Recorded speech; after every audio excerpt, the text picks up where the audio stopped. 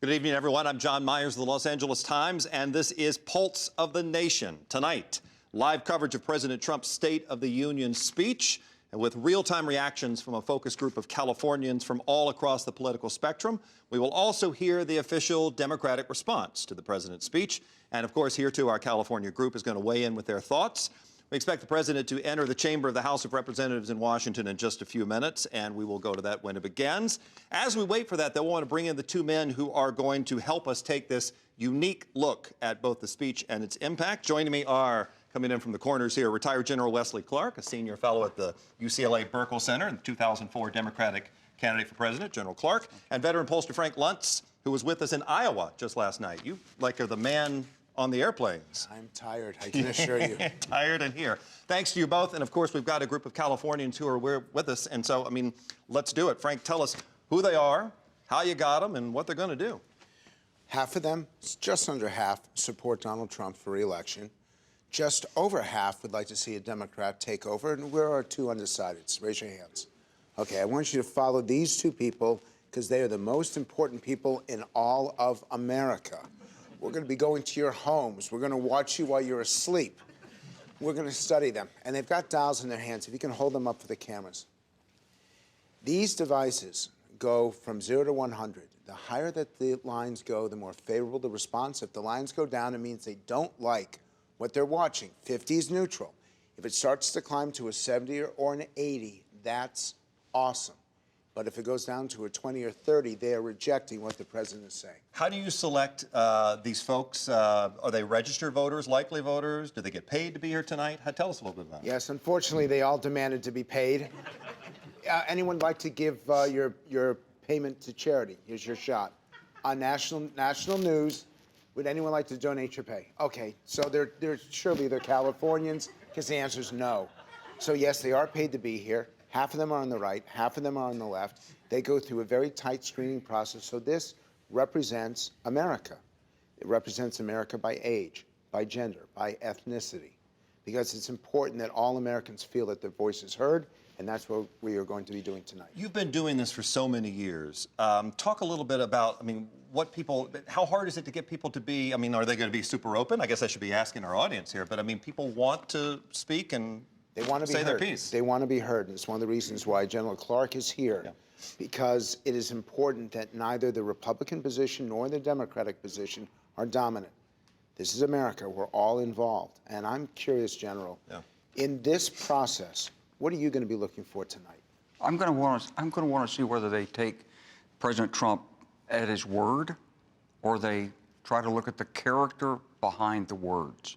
And that's the key thing, because any politician at this point is going to try to, I think, keep his base alive and at the same time try to bring the country together. He only has to move up a little bit more to be assured of an incredibly decisive win. And so for the people who are inclined or have been inclined against him, who are Democrats in here, I'm going to want to see if you're listening and if you believe, the leopard has changed his spots. And for the people who are the supporters, did he supercharge you, or do you feel like he's going to abandon you to move to the middle? General Clark, as the president makes his way into the House chamber, we're waiting that. Of course, we're going to go to that in a moment. Since you ran, let me just ask you from where my reporter hat for a moment, how much has politics changed since 2004 when you ran? Does it feel substantial change? A little bit. There's certainly a lot more money in it today, but also social media has really changed it. So there's more of a chance for individuals to become engaged and stay engaged on a personal basis. It's harder for candidates to sort of brush over things that have happened in the past, but there's also a greater opportunity for misinformation, for what's been dubbed fake news, or what we would call in the U.S. intelligence side of things, disinformation that can be pushed into the campaign to distract and change what's going on. So it's a little bit different now than it was. So he's taking this stage. Can I ask him very quickly a word or phrase to describe Donald Trump? Leader of the forgotten Americans. Extraordinary. Unnecessarily divisive. Disastrous. Unfiltered. Gutsy. Needs to be impeached and removed. Certain. Entertaining. Very ballsy. Greatest. Disgusting. 2 more. Pathetic. Complicated. And with that, here is President Trump, this year's State of the Union speech.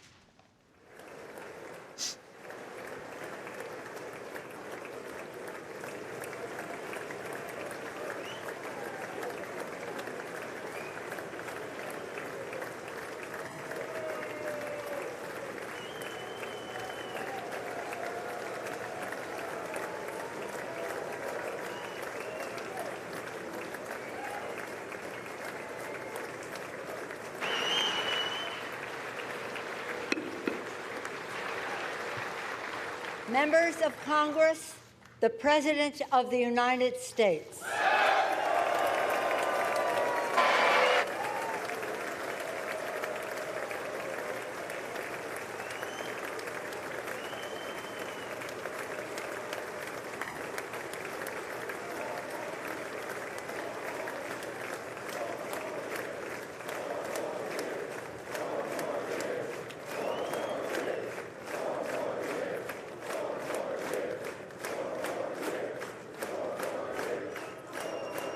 Thank you very much. Thank you. Thank you very much.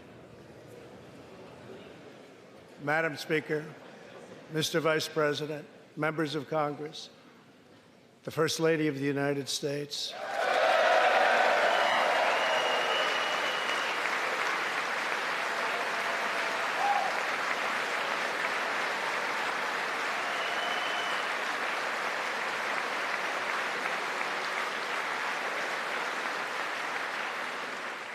And my fellow citizens, 3 years ago, we launched the Great American Comeback.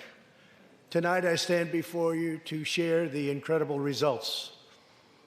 Jobs are booming, incomes are soaring, poverty is plummeting, crime is falling, confidence is surging, and our country is thriving and highly respected again.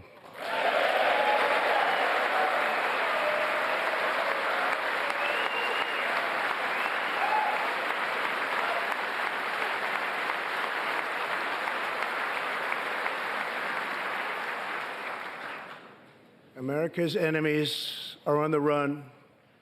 America's fortunes are on the rise, and America's future is blazing bright. The years of economic decay are over.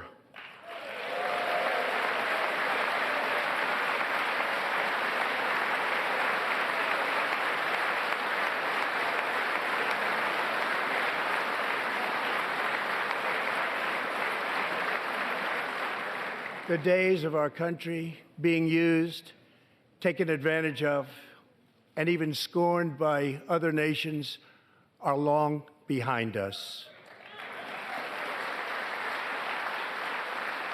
Gone too are the broken promises, jobless recoveries, tired platitudes, and constant excuses for the depletion of American wealth, power, and prestige. In just 3 short years, we have shattered the mentality of American decline, and we have rejected the downsizing of Americans' destiny. We have totally rejected the downsizing.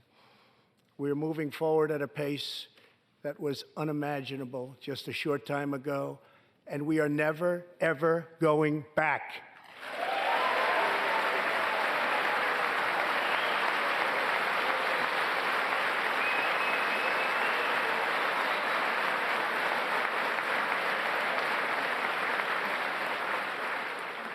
I am thrilled to report to you tonight that our economy is the best it has ever been. Our military is completely rebuilt, with its power being unmatched anywhere in the world, and it's not even close. Our borders are secure. Our families are flourishing. Our values are renewed. Our pride is restored. And for all of these reasons, I say to the people of our great country, and to the members of Congress, the state of our union is stronger than ever before.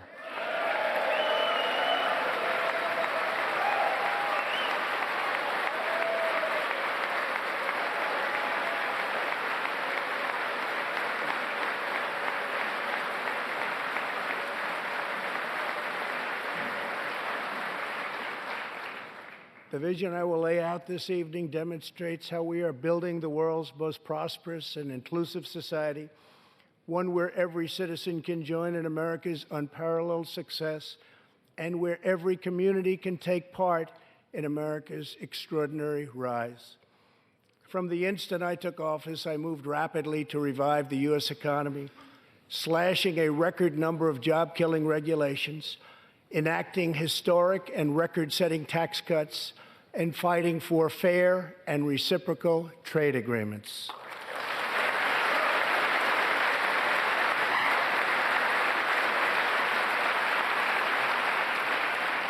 Our agenda is relentlessly pro-worker, pro-family, pro-growth, and most of all, pro-American.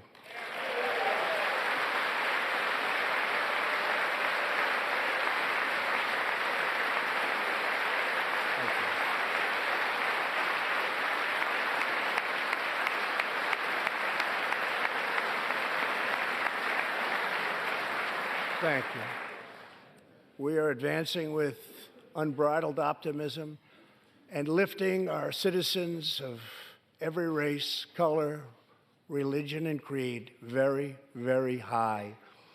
Since my election, we have created 7 million new jobs, 5 million more than government experts projected during the previous administration.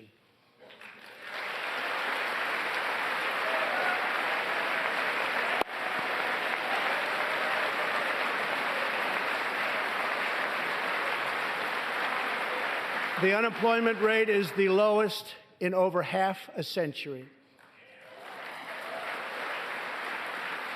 And very incredibly, the average unemployment rate under my administration is lower than any administration in the history of our country. Yeah.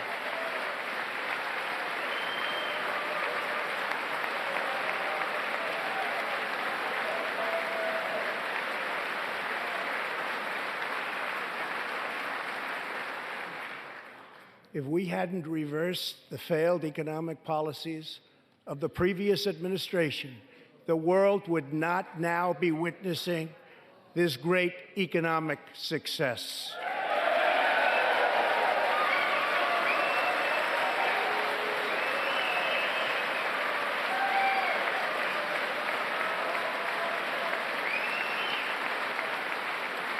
The unemployment rate for African Americans, Hispanic Americans, and Asian Americans has reached the lowest levels in history.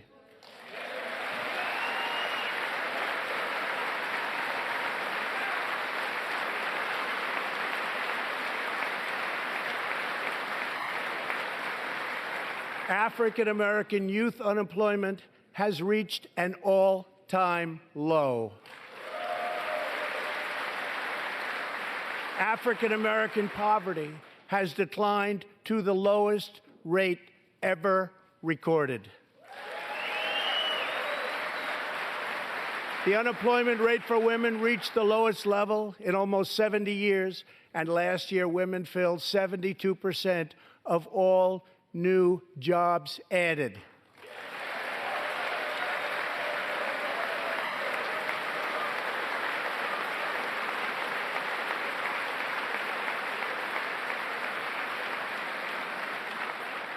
The veterans' unemployment rate dropped to a record low.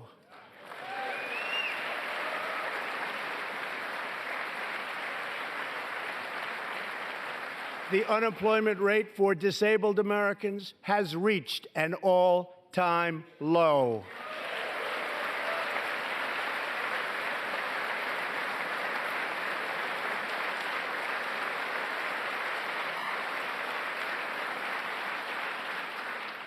Workers without a high school diploma have achieved the lowest unemployment rate recorded in U.S. history.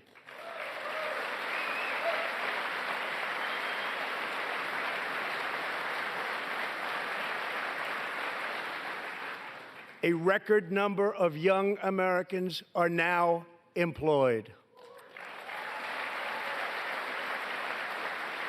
Under the last administration, more than 10 million people were added to the food stamp rolls, Under my administration, 7 million Americans have come off food stamps and 10 million people have been lifted off of welfare.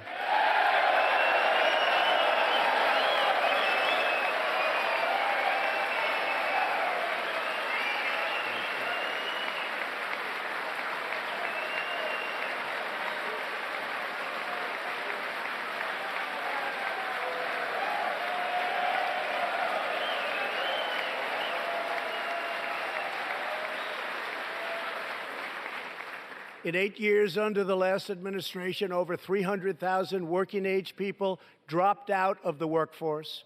In just 3 years of my administration, 3.5 million people, working-age people, have joined the workforce.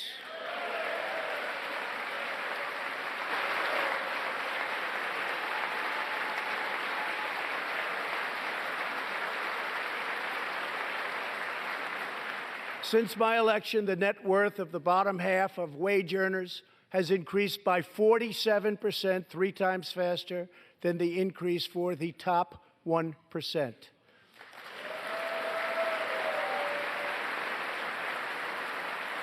After decades of flat and falling incomes, wages are rising fast, and wonderfully, they are rising fastest for low-income workers who have seen a 16% pay increase since my election.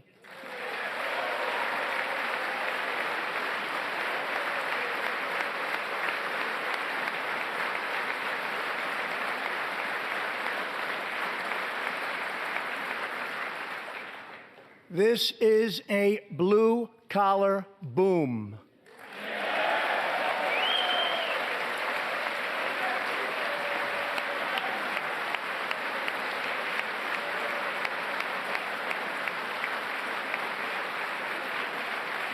Real median household income is now at the highest level ever recorded. Since my election, U.S. stock markets have soared 70%, adding more than $12 trillion to our nation's wealth, transcending anything anyone believed was possible. This is a record. It is something that every country in the world is looking up to. They admire.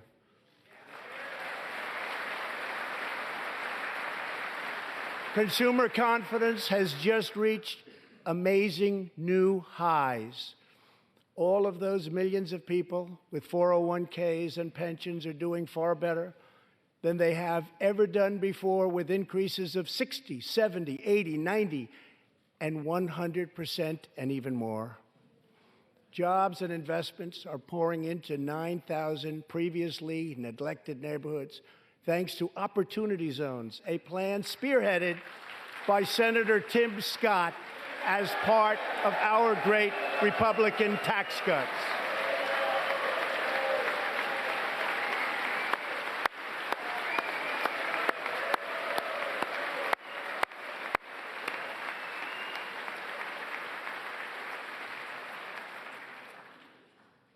In other words, wealthy people and companies are pouring money into poor neighborhoods or areas that haven't seen investment in many decades, creating jobs, energy, and excitement.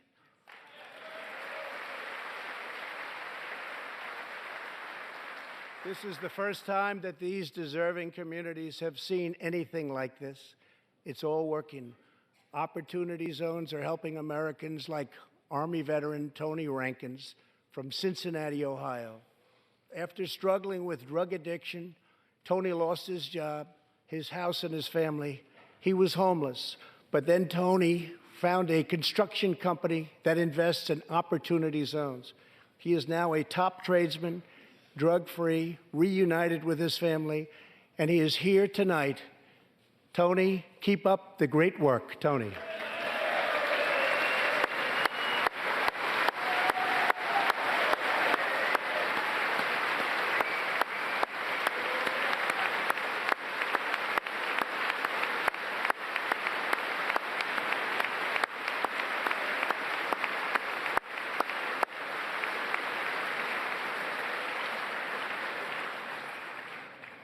Thank you, Tony. Our roaring economy has, for the first time ever, given many former prisoners the ability to get a great job and a fresh start. This second chance at life is made possible because we passed landmark criminal justice reform into law. Everybody said that criminal justice reform couldn't be done, but I got it done, and the people in this room got it done.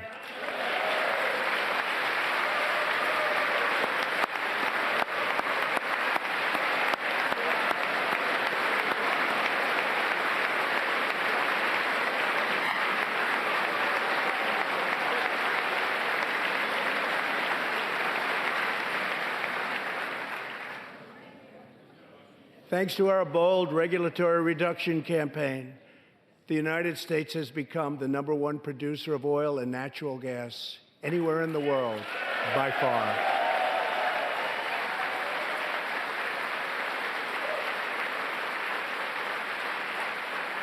With the tremendous progress we have made over the past 3 years, America is now energy independent, and energy jobs, like so many other elements of our country, are at a record high.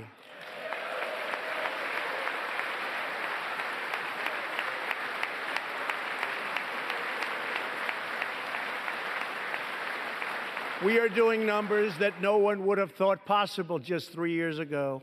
Likewise, we are restoring our nation's manufacturing might, even though predictions were, as you all know, that this could never, ever be done. After losing 60,000 factories under the previous 2 administrations, America has now gained 12,000 new factories under my administration, with thousands upon thousands of plants and factories being planned or being built.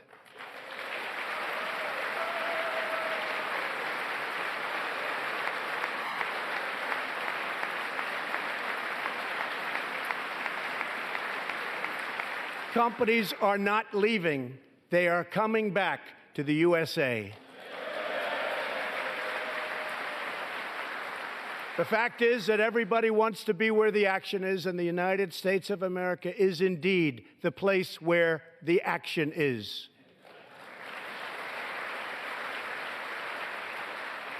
One of the biggest promises I made to the American people was to replace the disastrous NAFTA trade deal.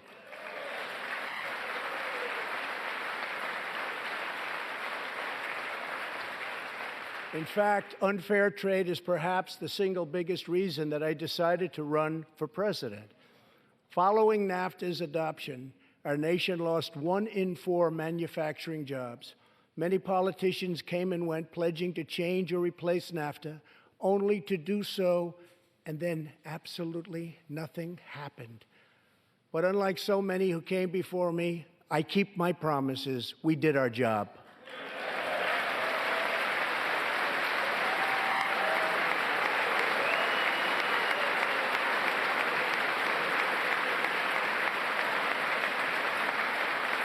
Six days ago, I replaced NAFTA and signed the brand new U.S.-Mexico-Canada agreement into law. The USMCA will create nearly 100,000 new high-paying American auto jobs and massively boost exports for our farmers, ranchers, and factory workers.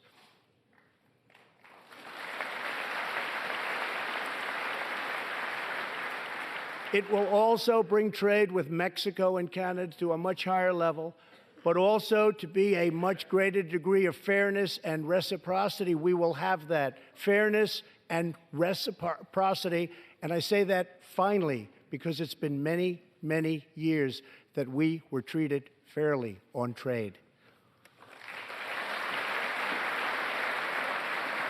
This is the first major trade deal in many years to earn the strong backing of America's labor unions. I also promised our citizens that I would impose tariffs to confront China's massive theft of America's jobs. Our strategy has worked. Days ago, we signed the groundbreaking new agreement with China that will defend our workers, protect our intellectual property, bring billions and billions of dollars into our treasury, and open vast new markets for products made and grown right here in the USA.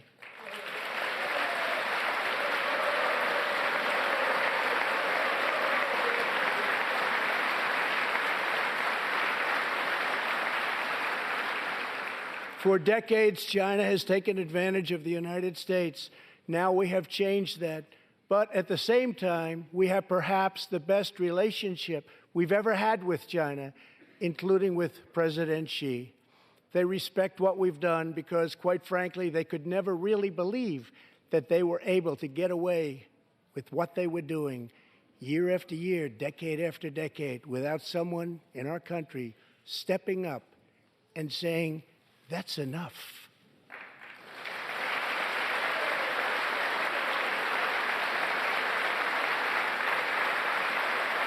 Now we want to rebuild our country, and that's exactly what we're doing. We are rebuilding our country.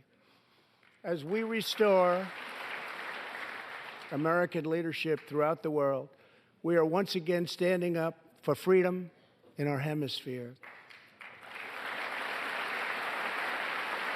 That's why my administration reversed the failing policies of the previous administration on Cuba.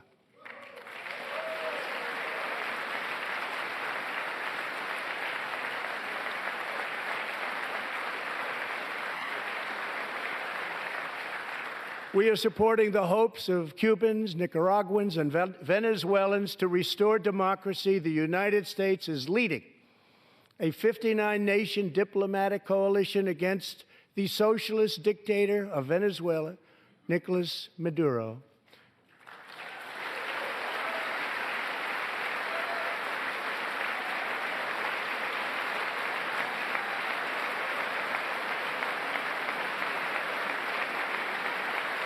Maduro is an illegitimate ruler, a tyrant who brutalizes his people, but Maduro's grip on tyranny will be smashed and broken. Here this evening is a very brave man who carries with him the hopes, dreams, and aspirations of all Venezuelans. Joining us in the gallery is the true and legitimate president of Venezuela, Juan Guaido. Mr. President, please take this message back to your homeland.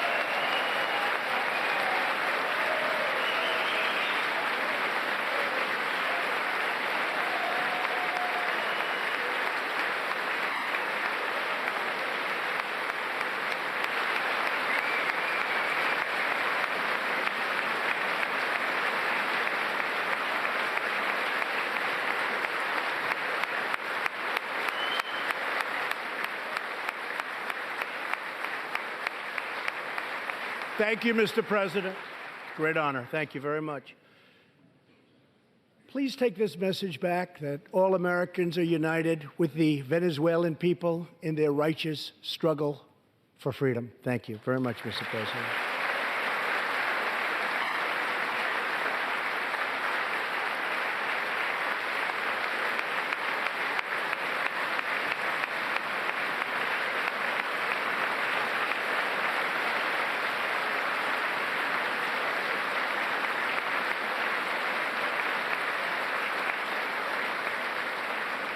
Thank you very much.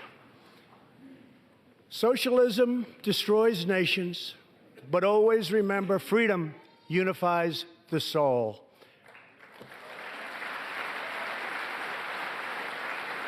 To safeguard American liberty, we have invested a record-breaking $2.2 trillion in the United States military.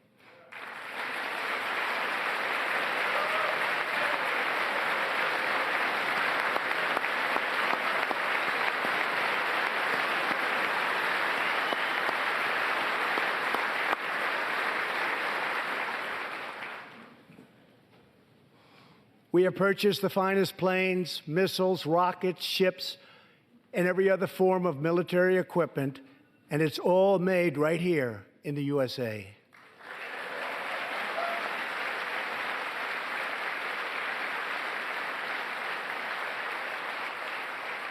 We are also getting our allies, finally, to help pay their fair share.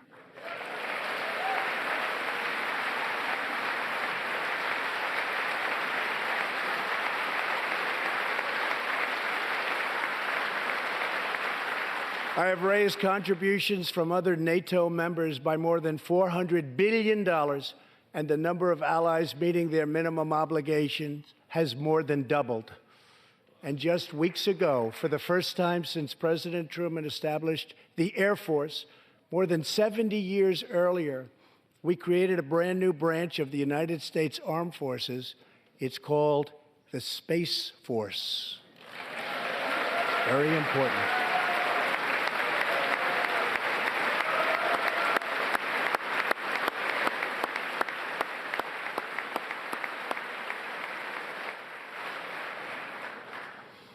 In the gallery tonight, we have a young gentleman, and what he wants so badly, 13 years old, Ian Lawnfay. He's an 8th grader from Arizona. Ian, please stand up. Ian has always dreamed of going to space. He was the first in his class and among the youngest at an aviation academy. He aspires to go to the Air Force Academy, and then he has his eye on the Space Force. As Ian says, most people look up at space. I want to look down on the world.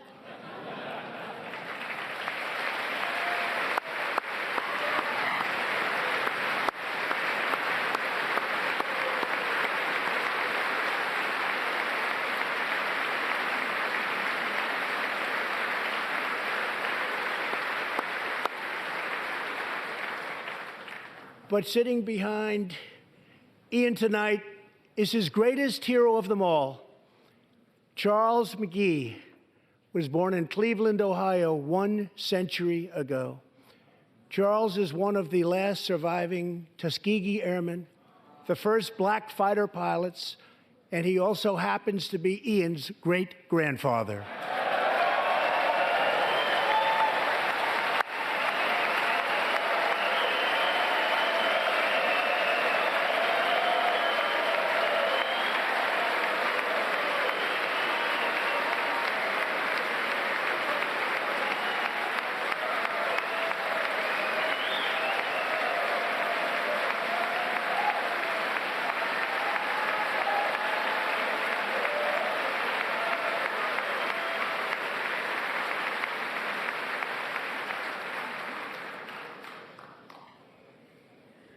Incredible story. After more than 130 combat missions in World War II, he came back home to a country still struggling for civil rights and went on to serve America in Korea and Vietnam. On December 7th, Charles celebrated his 100th birthday.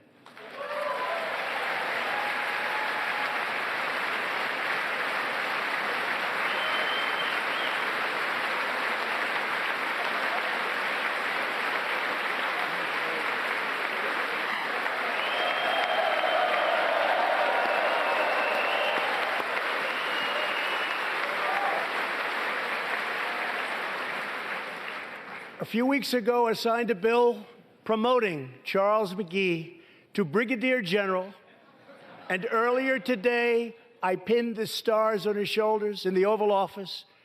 General McGee, our nation salutes you. Thank you, sir.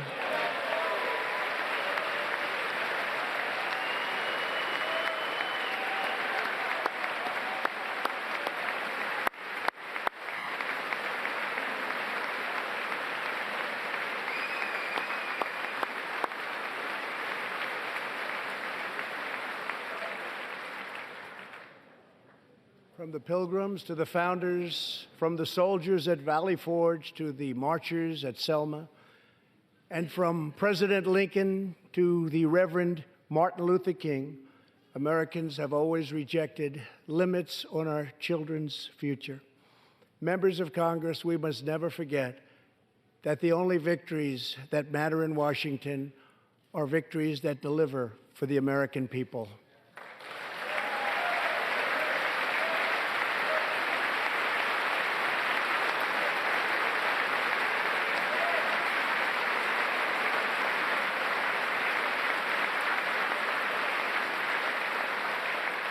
The people are the heart of our country. Their dreams are the soul of our country, and their love is what powers and sustains our country. We must always remember that our job is to put America first.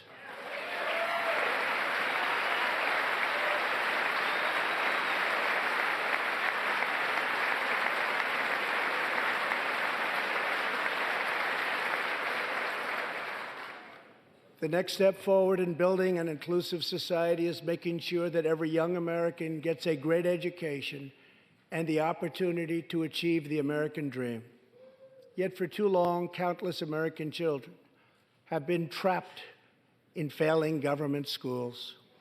To rescue these students, 18 states have created school choice in the form of opportunity scholarships. The programs are so popular that tens of thousands of students remain on a waiting list.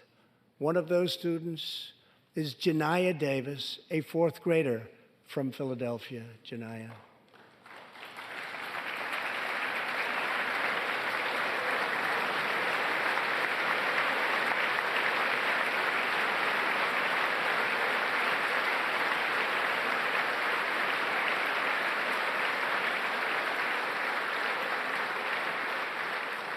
Janiyah's mom, Stephanie, is a single parent. She would do anything to give her daughter a better future. But last year, that future was put further out of reach when Pennsylvania's governor vetoed legislation to expand school choice to 50,000 children. Janiyah and Stephanie are in the gallery. Stephanie, thank you so much for being here with your beautiful daughter. Thank you very much.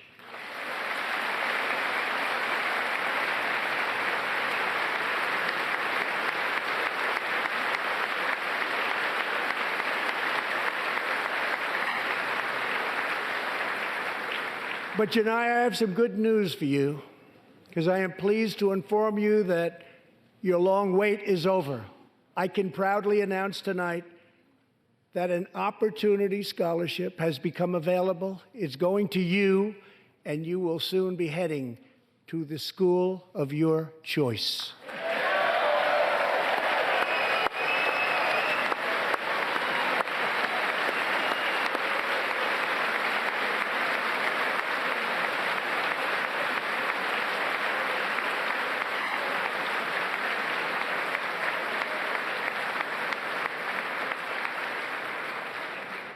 Now I call on Congress to give 1 million American children the same opportunity Janiyah has just received. Pass the Education Freedom Scholarships and Opportunities Act, because no parent should be forced to send their child to a failing government school.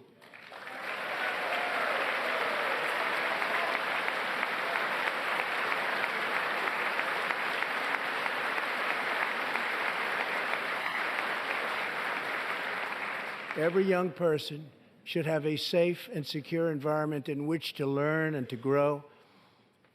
For this reason, our magnificent First Lady has launched the Be Best initiative to advance a safe, healthy, supportive, and drug-free life for the next generation, online, in school, and in our communities. Thank you, Melania, for your extraordinary love and profound care for America's children. Thank you very much.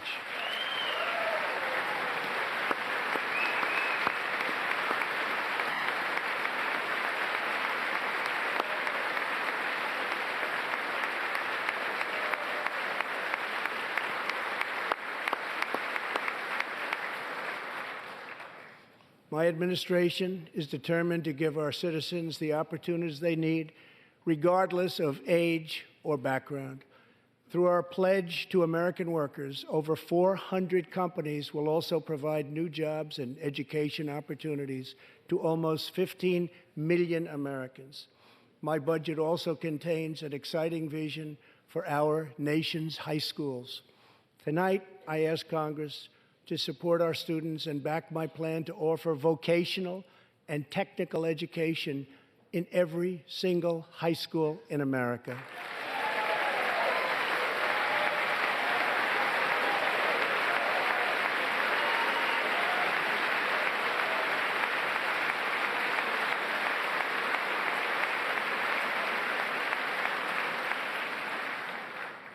To expand equal opportunity, I am also proud that we achieved record and permanent funding for our nation's historically black colleges and universities.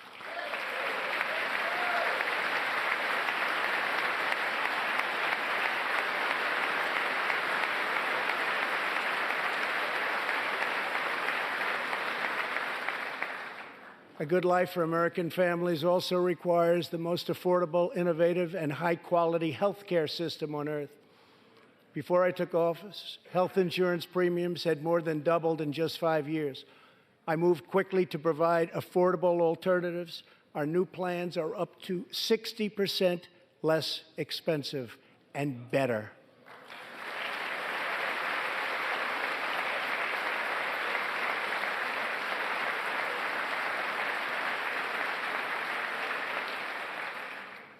I've also made an ironclad pledge to American families. We will always protect patients with pre-existing conditions.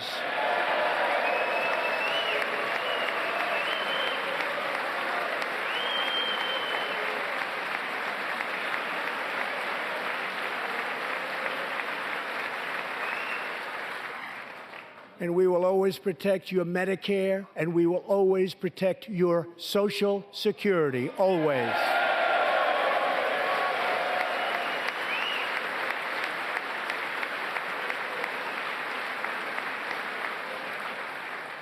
The American patient should never be blindsided by medical bills. That is why I signed an executive order requiring price transparency.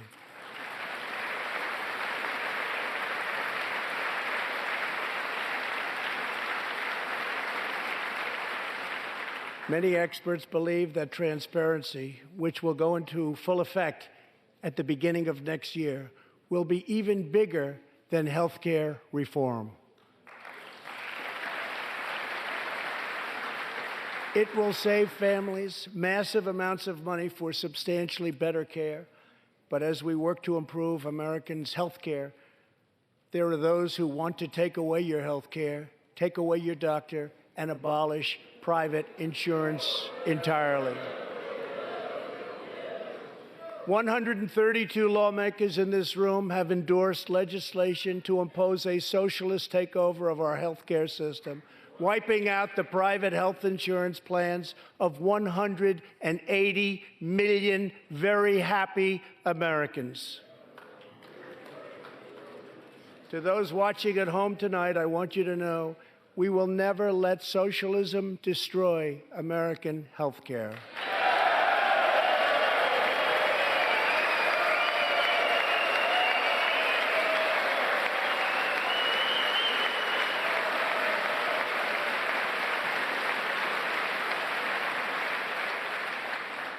Over 130 legislators in this chamber have endorsed legislation that would bankrupt our nation by providing free taxpayer-funded health care to millions of illegal aliens, forcing taxpayers to subsidize free care for anyone in the world who unlawfully crosses our borders.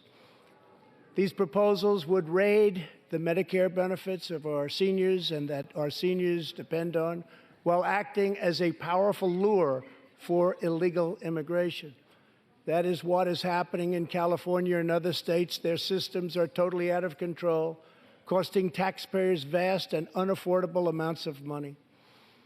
If forcing American taxpayers to provide unlimited free health care to illegal aliens sounds fair to you, then stand with the radical left. But if you believe that we should defend American patients and American seniors, then stand with me and pass legislation to prohibit free government health care for illegal aliens.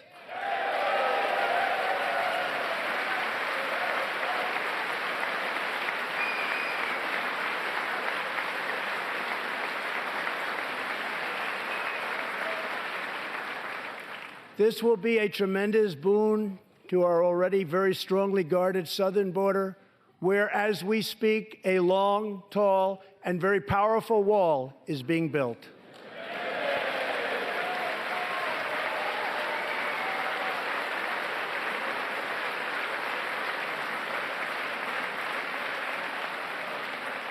We have now completed over 100 miles and have over 500 miles fully completed in a very short period of time. Early next year, we will have substantially more than 500 miles completed. My administration is also taking on the big pharmaceutical companies. We have approved a record number of affordable generic drugs, and medicines are being approved by the FDA at a faster clip than ever before.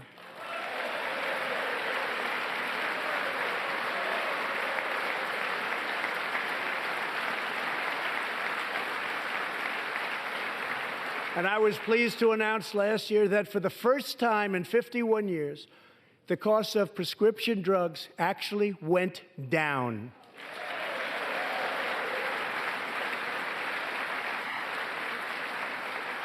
And working together, Congress can reduce drug prices substantially from current levels. I've been speaking to Senator Chuck Grassley of Iowa and others in Congress in order to get something on drug pricing done, and done quickly and properly. I'm calling for bipartisan legislation that achieves the goal of dramatically lowering prescription drug prices. Get a bill on my desk and I will sign it into law immediately.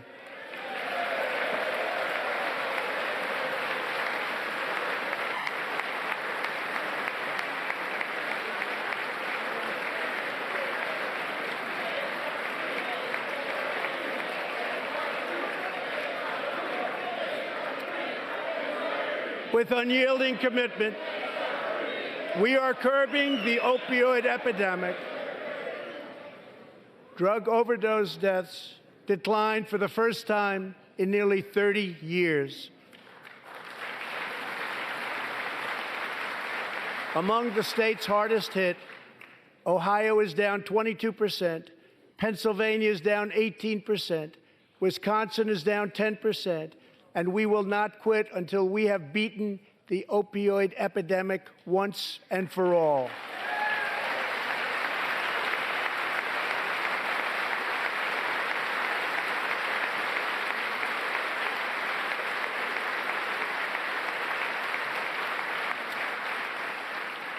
Protecting Americans' health also means fighting infectious diseases. We are coordinating with the Chinese government and working closely together on the coronavirus outbreak in China. My administration will take all necessary steps to safeguard our citizens from this threat. We have launched ambitious new initiatives to substantially improve care for Americans with kidney disease, Alzheimer's, and those struggling with mental health. And because Congress was so good as to fund my request, new cures for childhood cancer, and we will eradicate the AIDS epidemic in America by the end of this decade.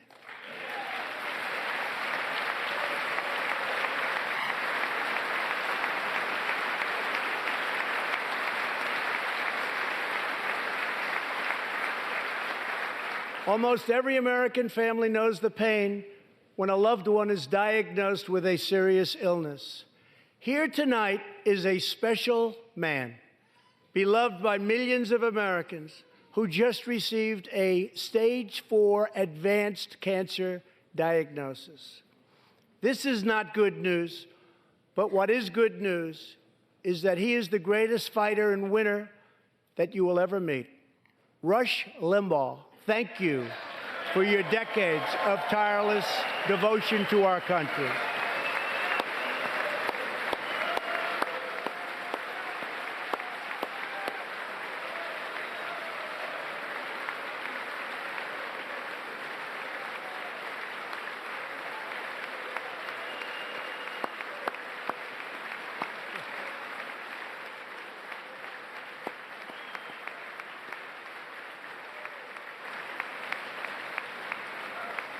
And Rush, in recognition of all that you have done for our nation, the millions of people a day that you speak to and that you inspire, and all of the incredible work that you have done for charity, I am proud to announce tonight that you will be receiving our country's highest civilian honor, the Presidential Medal of Freedom.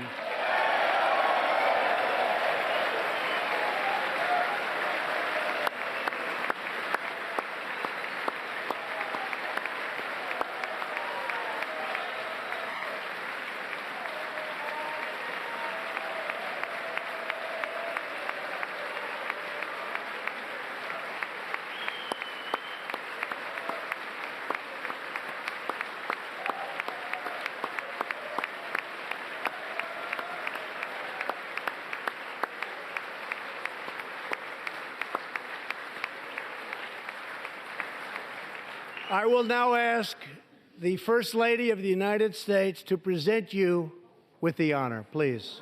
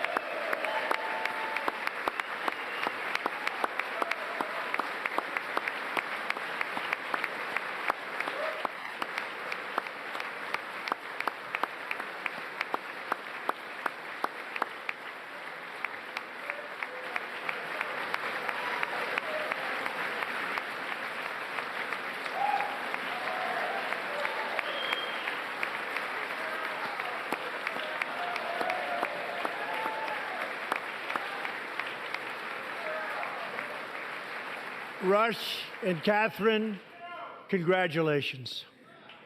Thank you, Catherine.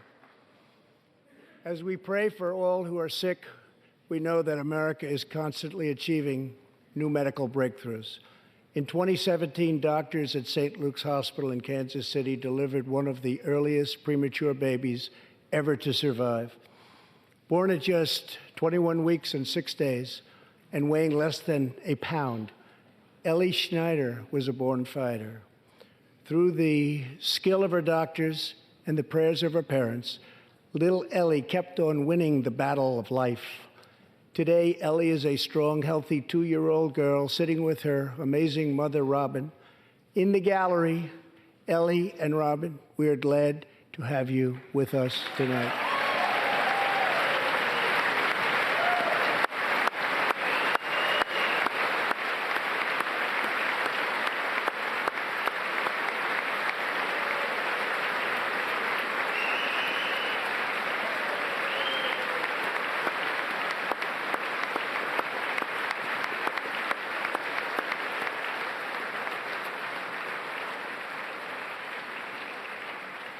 Ellie reminds us that every child is a miracle of life.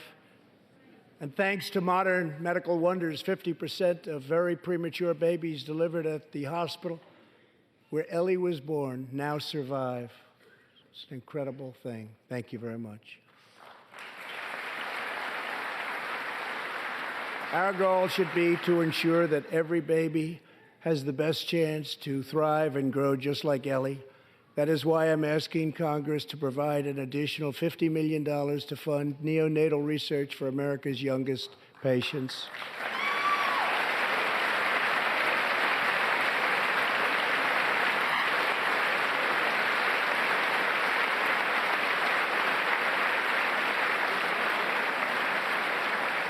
That is why I'm also calling upon members of Congress here tonight to pass legislation finally banning the late-term abortion of babies.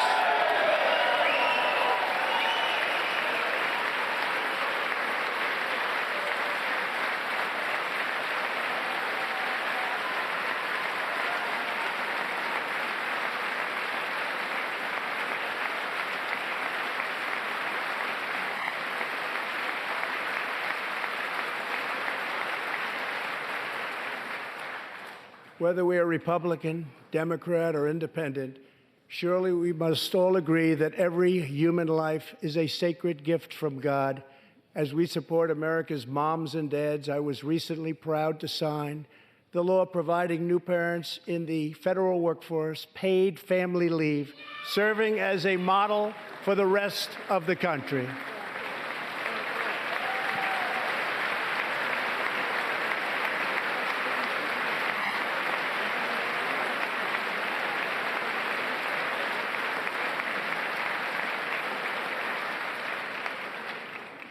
Now I call on Congress to pass the bipartisan Advancing Support for Working Families Act, extending family leave to mothers and fathers all across our nation.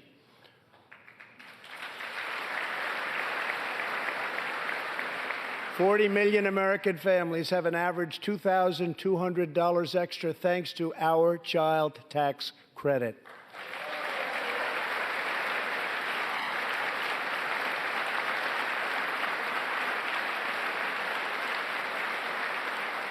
I've also overseen historic funding increases for high-quality child care, enabling 17 states to help more children, many of which have reduced or eliminated their wait lists altogether. And I sent Congress a plan with a vision to further expand access to high-quality child care and urge you to act immediately. To protect the environment, days ago, I announced that the United States will join the 1 Trillion Trees Initiative, an ambitious effort to bring together government and private sector to plant new trees in America and all around the world.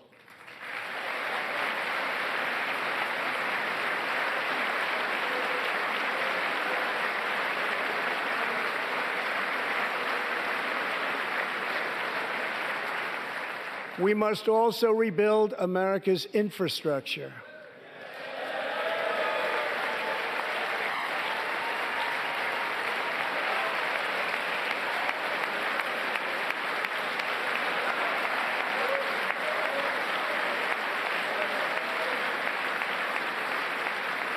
I ask you to pass Senator John Barrasso's highway bill to invest in new roads, bridges, and tunnels all across our land. I'm also committed to ensuring that every citizen can have access to high-speed internet, including and especially in rural America.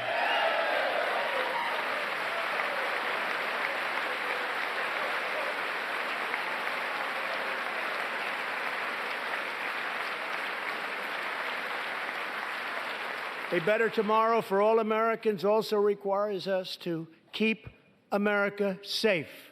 That means supporting the men and women of law enforcement at every level, including our nation's heroic ICE officers.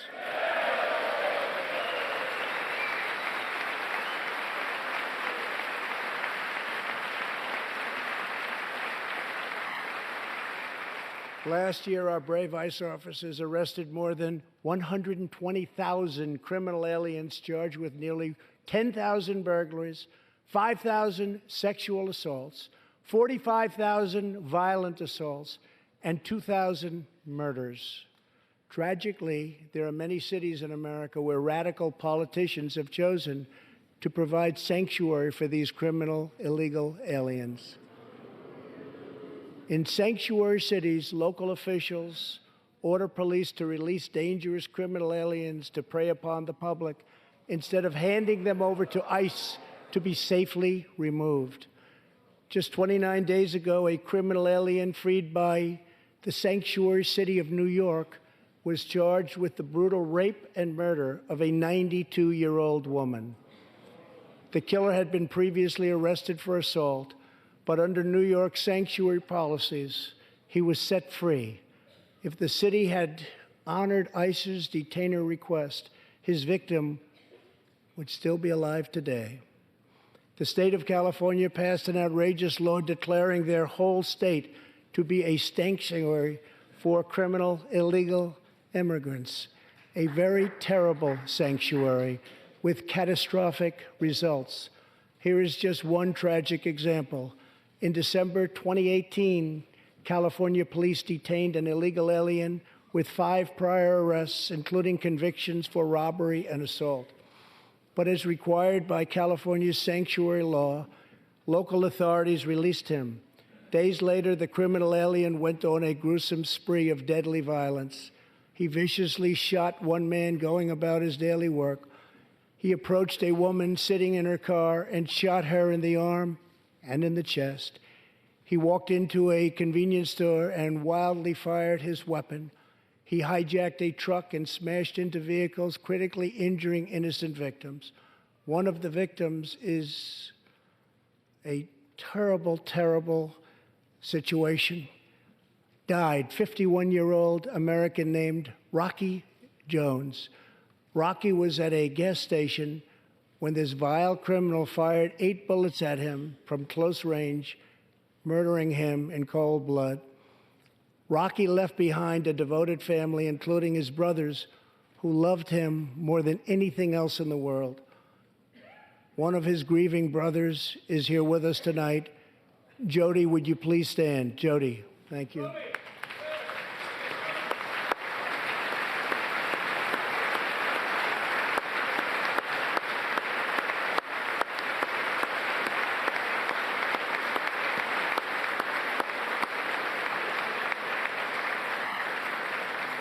Jody, our hearts weep for your loss, and we will not rest until you have justice. Senator Tom Tillis has introduced legislation to allow Americans like Jody to sue sanctuary cities and states when a loved one is hurt or killed as a result of these deadly practices.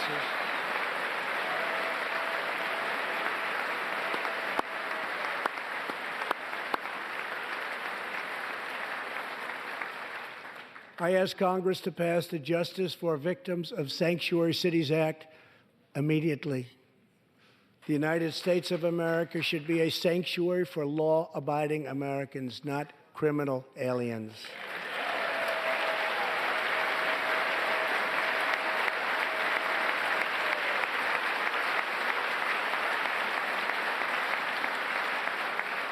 In the last 3 years, ICE has arrested over 5,000 wicked human traffickers, and I have signed 9 pieces of legislation to stamp out the menace of human trafficking domestically and all around the globe. My administration has undertaken an unprecedented effort to secure the southern border of the United States.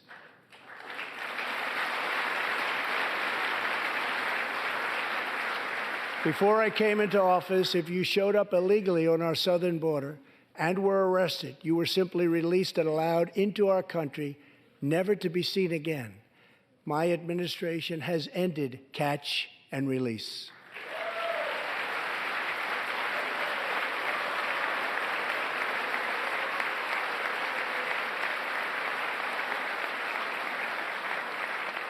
If you come illegally, you will now be promptly removed from our country.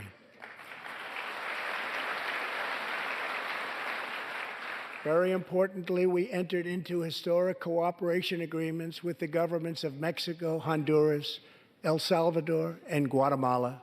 As a result of our unprecedented efforts, illegal crossings are down 75% since May, dropping 8 straight months in a row.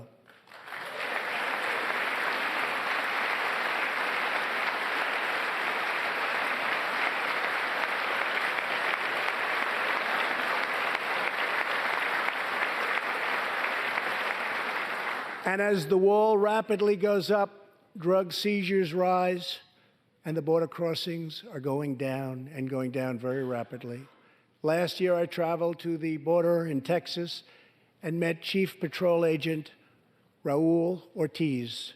Over the last 24 months, Agent Ortiz and his team have seized more than 200,000 pounds of poisonous narcotics, arrested more than 3,000 human smugglers, and rescued more than 2,000 migrants. Days ago, Agent Ortiz was promoted to Deputy Chief of Border Patrol, and he joins us tonight. Chief Ortiz, please stand.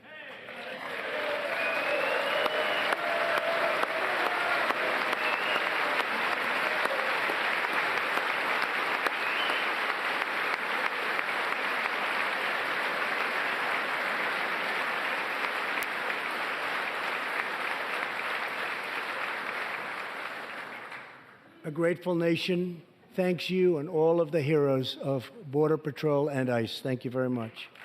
Thank you. To build on these historic gains, we are working on legislation to replace our outdated and randomized immigration system with one based on merit, welcoming those who follow the rules, contribute to our economy, support themselves financially, and uphold our values.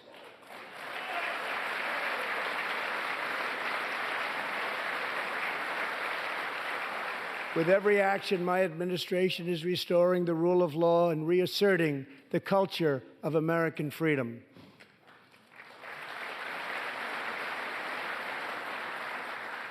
Working with Senate Majority Leader Mitch McConnell, thank you, Mitch, and his colleagues in the Senate, we have confirmed a record number of 187 new federal judges to uphold our Constitution as written. This includes two brilliant new Supreme Court justices, Neil Gorsuch and Brett Kavanaugh. Thank you.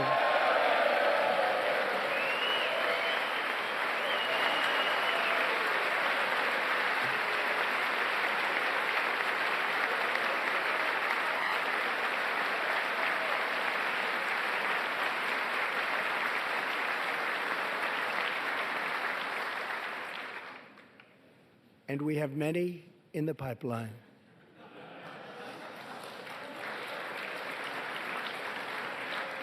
My administration is also defending religious liberty, and that includes the constitutional right to pray in public schools.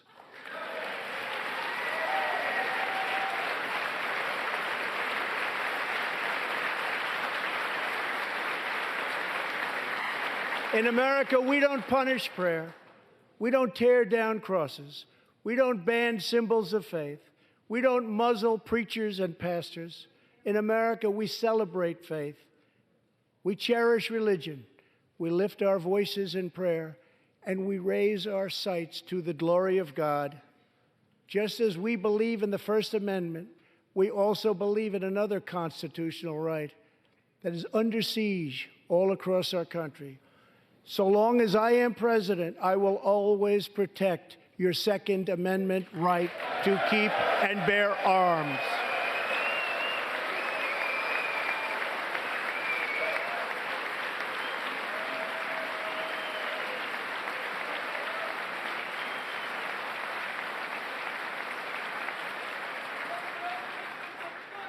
In reaffirming our heritage as a free nation, we must remember that America has always been a frontier nation. Now we must embrace the next frontier, America's manifest destiny in the stars. I am asking Congress to fully fund the Artemis program to ensure that the next man and the first woman on the moon will be American astronauts, using this as a launching pad to ensure that America is the first nation to plant its flag on Mars.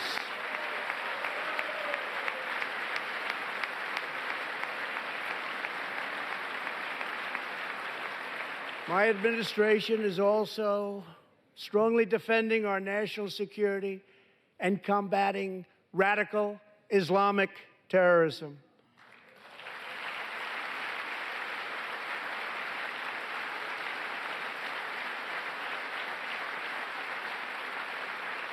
Last week, I announced a groundbreaking plan for peace between Israel and the Palestinians. Recognizing that all past attempts have failed, we must be determined and creative in order to stabilize the region and give millions of young people the chance to realize a better future.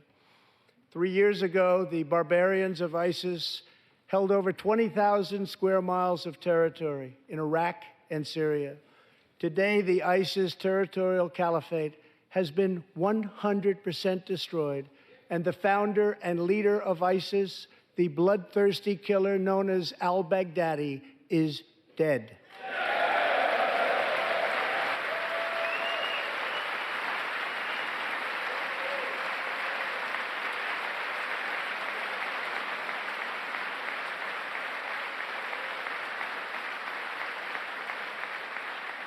We are joined this evening by Carl and Marcia Mueller. After graduating from college, their beautiful daughter, Carla, became a humanitarian aid worker. She once wrote, "Some people find God in church. Some people find God in nature. Some people find God in love. I find God in suffering. I've known for some time what my life's work is, using my hands as tools to relieve suffering." In 2013, while caring for suffering civilians in Syria, Kayla was kidnapped, tortured, and enslaved by ISIS and kept as a prisoner of al-Baghdadi himself. After more than 500 horrifying days of captivity, al-Baghdadi murdered young, beautiful Kayla. She was just 26 years old.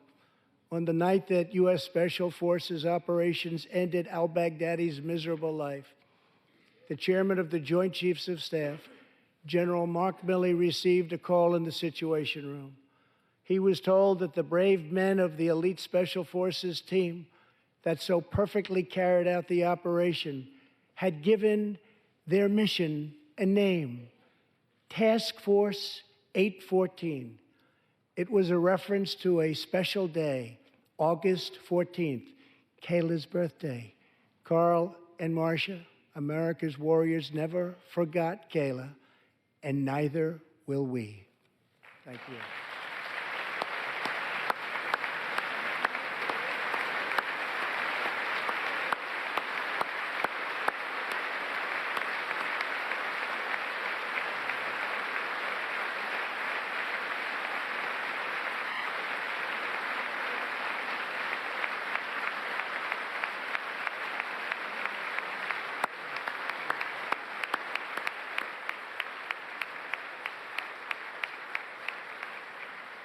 Every day, America's men and women in uniform demonstrate the infinite depth of love that dwells in the human heart. One of these American heroes was Army Staff Sergeant Christopher Hake. On his second deployment to Iraq in 2008, Sergeant Hake wrote a letter to his one-year-old son, Gage.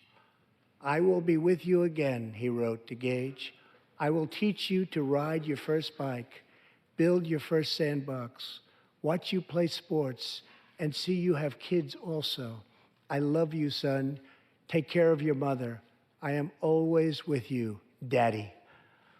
On Easter Sunday of 2008, Chris was out on patrol in Baghdad when his Bradley fighting vehicle was hit by a roadside bomb. That night, he made the ultimate sacrifice for our country. Sergeant Hake now rests in eternal glory in Arlington, and his wife, Kelly, is in the gallery tonight, joined by their son, who is now a 13-year-old and doing very, very well. To Kelly and Gage, Chris will live in our hearts forever. He is looking down on you now. Thank you.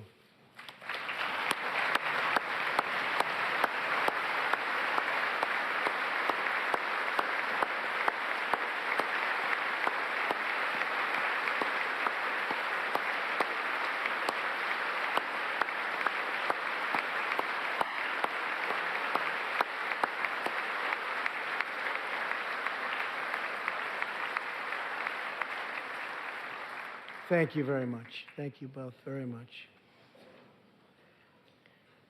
The terrorist responsible for killing Sergeant Hake was Qasem Soleimani, who provided the deadly roadside bomb that took Chris's life. Soleimani was the Iranian regime's most ruthless butcher, a monster who murdered or wounded thousands of American service members in Iraq. As the world's top terrorist, Soleimani orchestrated the deaths of countless men, women, and children. He directed the December assault and went on to assault U.S. forces in Iraq, was actively planning new attacks when we hit him very hard. And that's why last month, at my direction, the U.S. military executed a flawless precision strike that killed Soleimani and terminated his evil reign of terror forever.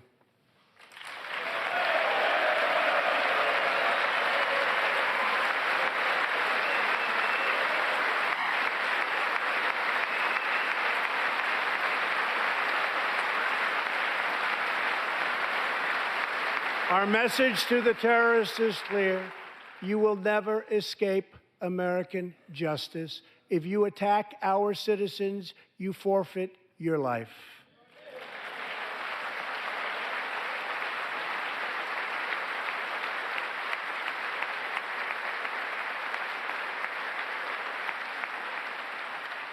In recent months, we have seen proud Iranians raise their voices against their oppressive rulers. The Iranian regime must abandon its pursuit of nuclear weapons, stop spreading terror, death, and destruction, and start working for the good of its own people. Because of our powerful sanctions, the Iranian economy is doing very, very poorly. We can help them make a very good and short-time recovery. It can all go very quickly, but perhaps they are too proud or too foolish to ask for that help. We are here. Let's see which road they choose. It is totally up to them.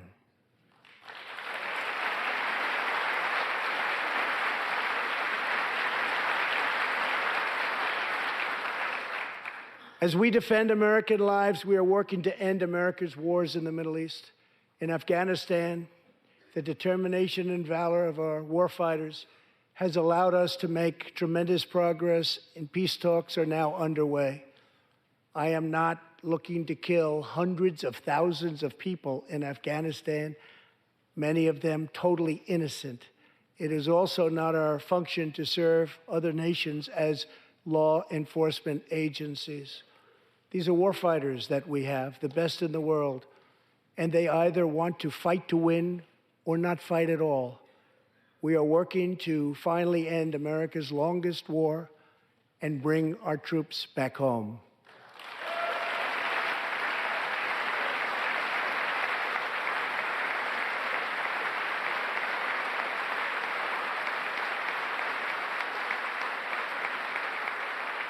War places a heavy burden on our nation's extraordinary military families, especially spouses like Amy Williams from Fort Bragg, North Carolina, and her two children, 6-year-old Eliana and 3-year-old Rowan. Amy works full-time and volunteers countless hours helping other military families. For the past 7 months, she has done it all while her husband, Sergeant First Class Townsend Williams, is in Afghanistan on his 4th deployment in the Middle East. Amy's kids haven't seen their father's face in many months. Amy, your family's sacrifice makes it possible for all of our families to live in safety and in peace, and we want to thank you. Thank you, Amy.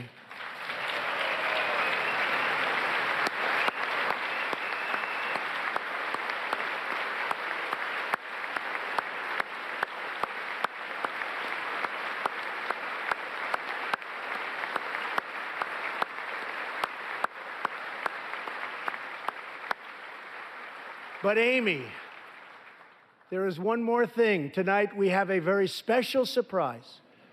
I am thrilled to inform you that your husband is back from deployment. He is here with us tonight, and we couldn't keep him waiting any longer.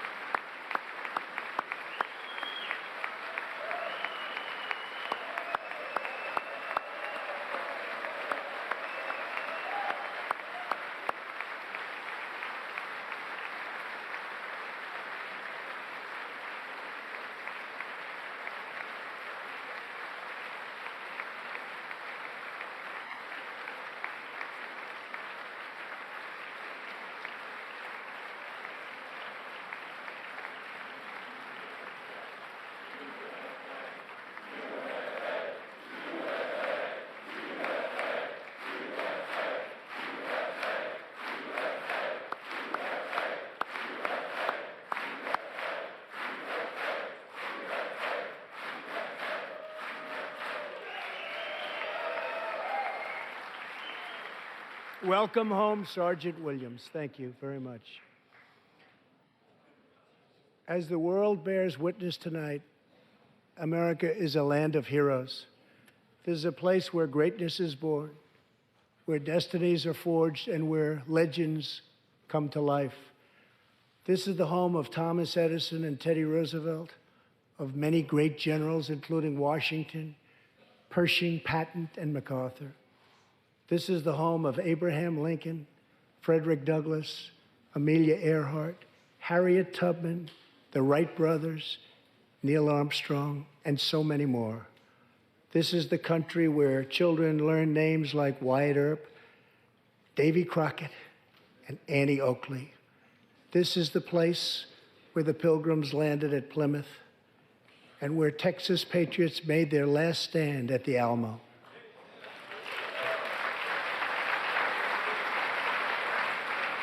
The beautiful, beautiful Alamo. The American nation was carved out of the vast frontier by the toughest, strongest, fiercest, and most determined men and women ever to walk on the face of the earth. Our ancestors braved the unknown, tamed the wilderness, settled the Wild West, lifted millions from poverty, disease, and hunger, vanquished tyranny and fascism, ushered the world to new heights of science and medicine, laid down the railroads, dug out the canals, raised up the skyscrapers, and ladies and gentlemen, our ancestors built the most exceptional republic ever to exist in all of human history, and we are making it greater than ever before.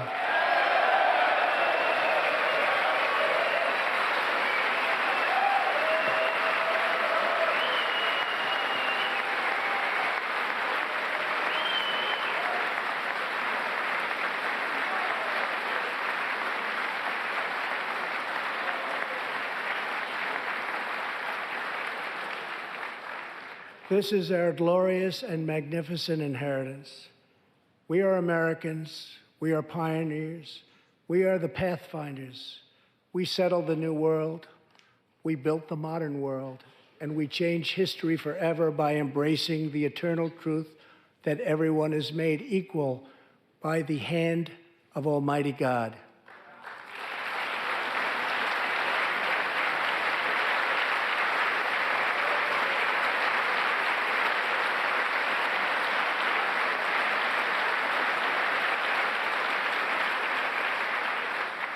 America is the place where anything can happen. America is the place where anyone can rise. And here, on this land, on this soil, on this continent, the most incredible dreams come true. This nation is our canvas, and this country is our masterpiece. We look at tomorrow and see unlimited frontiers just waiting to be explored. Our brightest discoveries are not yet known. Our most thrilling stories are not yet told. Our grandest journeys are not yet made.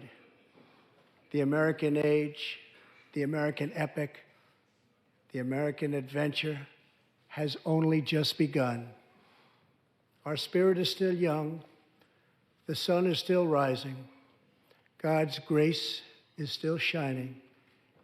And my fellow Americans, the best is yet to come. Thank you, God bless you, and God bless America. Thank you very much.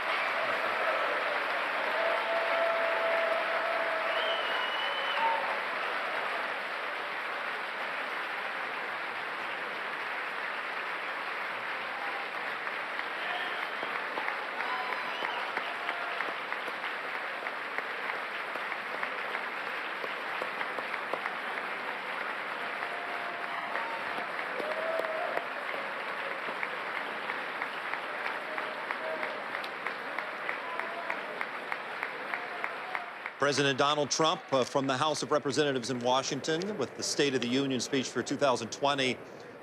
Longer speech than I think maybe some people might have expected. He stayed to the script that was provided, the speech that was provided, and covered a number of issues, certainly a positive outlook on the nation's economy, I should say, while giving a lot of messages to that I think folks in the House of Representatives reacted to, as you might expect, Democrats and Republicans alike.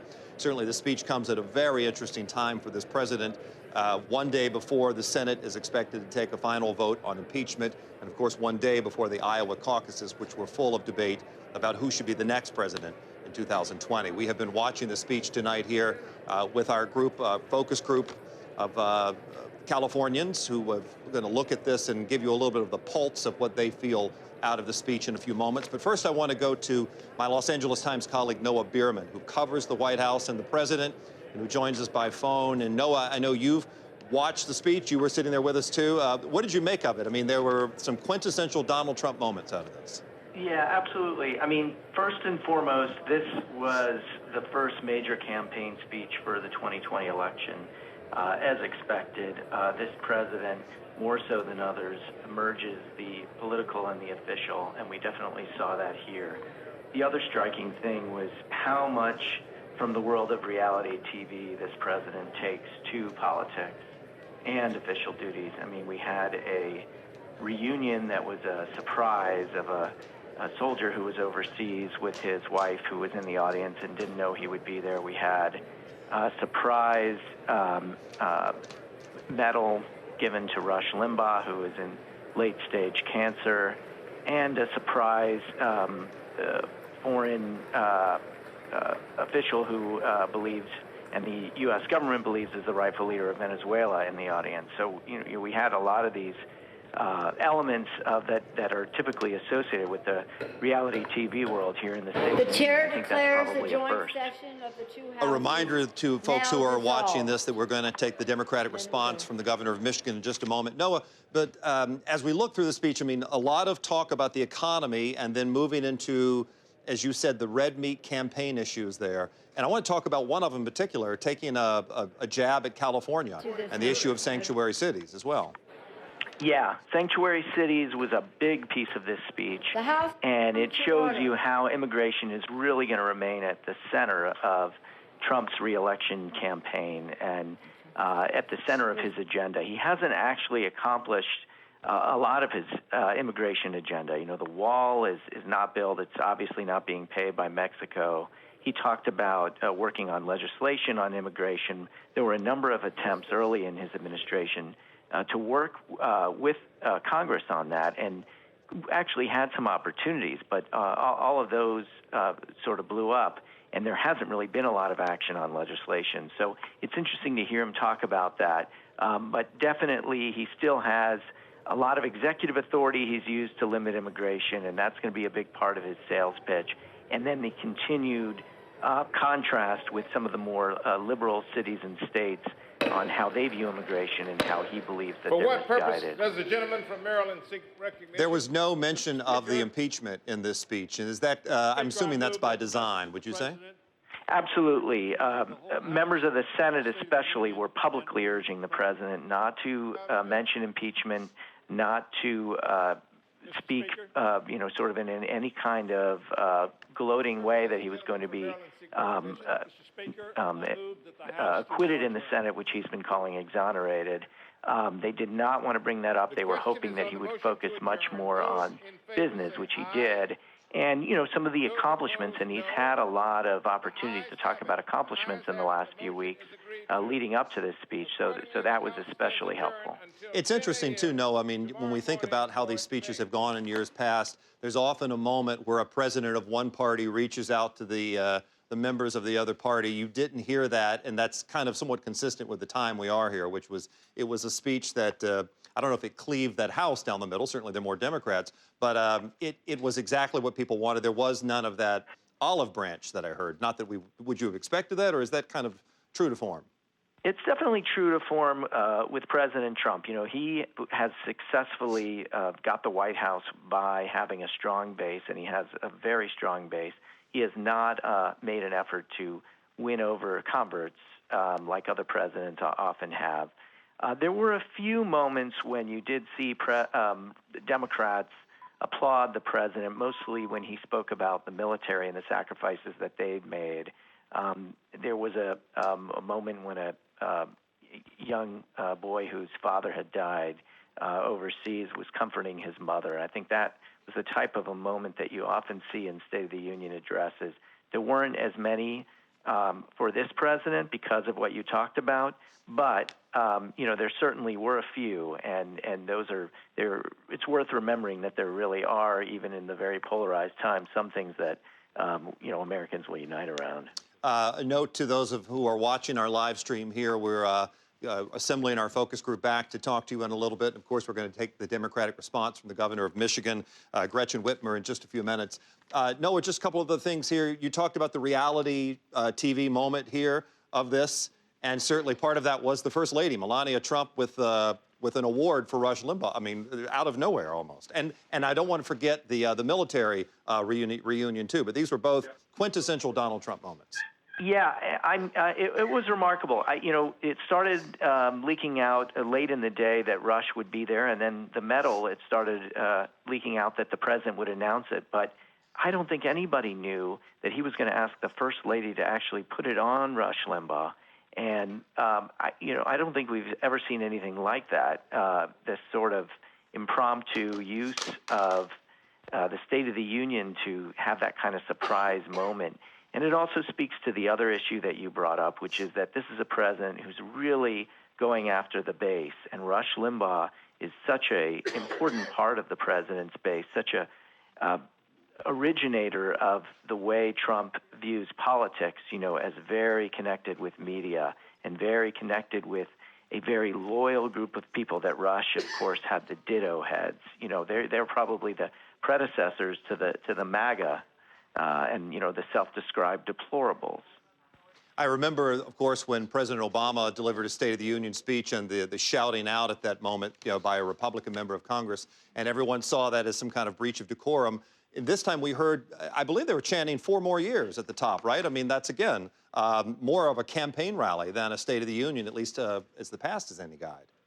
Yeah, that is really, another one of those sea changes that we've seen. And some of them we don't even acknowledge anymore because they're smaller than some of the bigger ones. But, there were only a handful, I think it was 4 Supreme Court justices who showed up, which is another piece of this issue that you're talking about.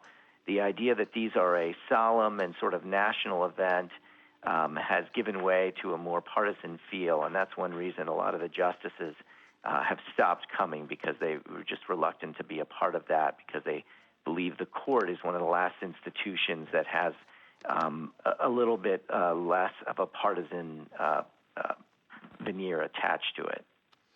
Noah, stand by just for a moment. I think Governor Whitmer of Michigan is about to begin the Democratic response. Governor Gretchen Whitmer. Just want to check there. There she is. Our democracy, our future demand it. We're capable of great things when we work together. We cannot forget that despite the dishonesty and division of the last few years, and that we heard tonight from the President of the United States, together we have boundless potential. And young Americans are proving that every day by taking action. That's what I want to focus on tonight. Monty Scott is 13 years old and lives in Muskegon Heights, Michigan. Monty Street was covered in potholes. They were ankle deep, and he got tired of waiting for them to get fixed. So he grabbed a shovel and a bucket of dirt and filled them in himself. During my campaign, people told me to fix the damn roads because blown tires and broken windshields are downright dangerous.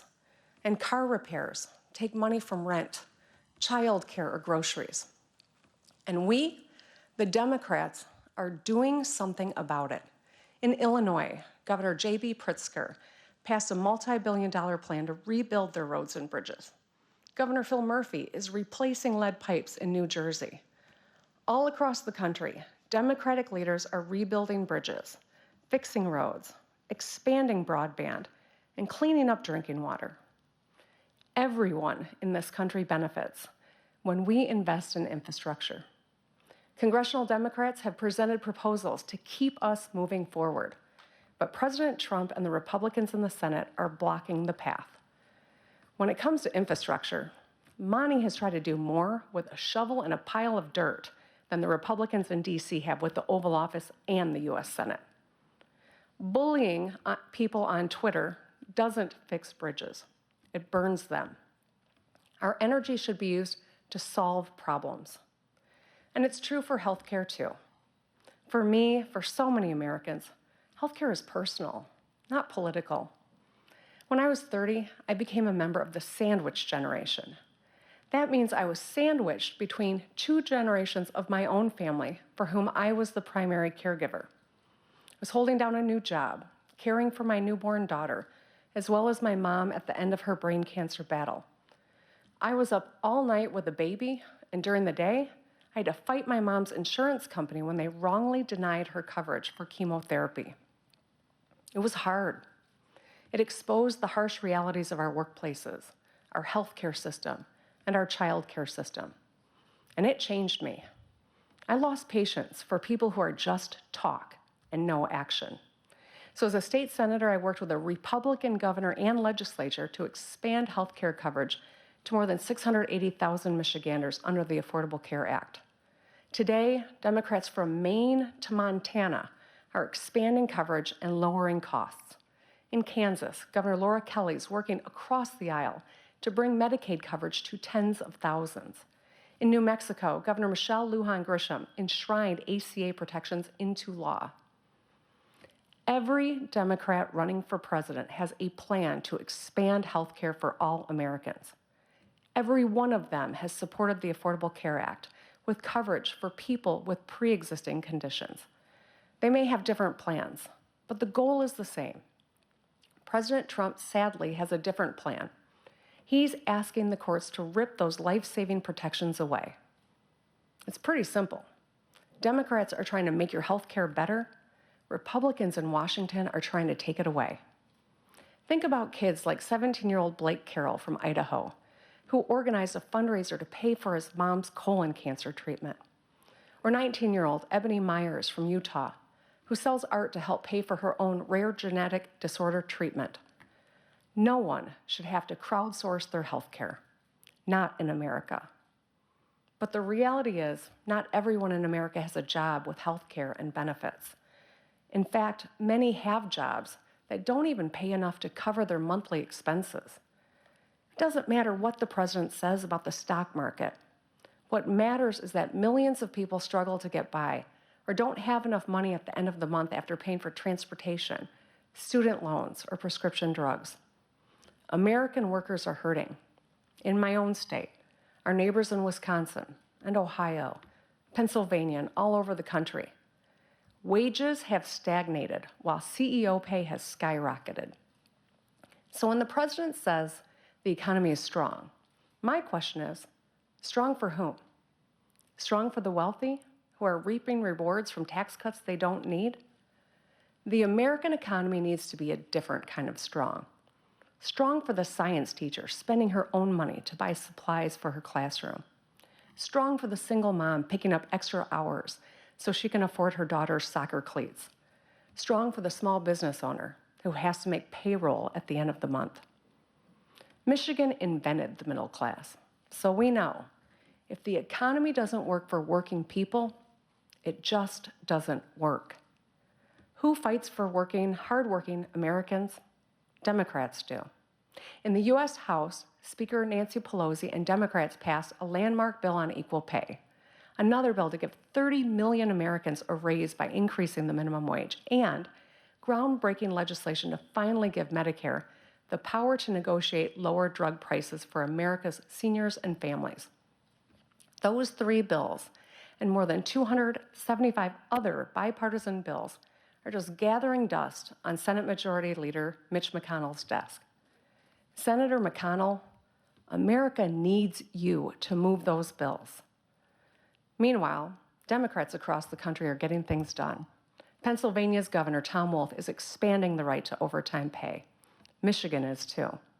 Because if you're on the clock, you deserve to get paid. Nevada Governor Steve Sisolak and North Carolina Governor Roy Cooper are working to give hard-working teachers a raise. And speaking of the classroom, Wisconsin Governor Tony Evers unilaterally increased school funding by $65 million last year. In Colorado, Governor Jared Polis has enacted free all-day kindergarten. And in 29 states, we've helped pass minimum wage hikes into law, which will lift people out of poverty and improve lives for families. That's strength. That's action. Democracy takes action. And that's why I'm so inspired by young people. They respond to mass shootings, demanding policies that make schools safer.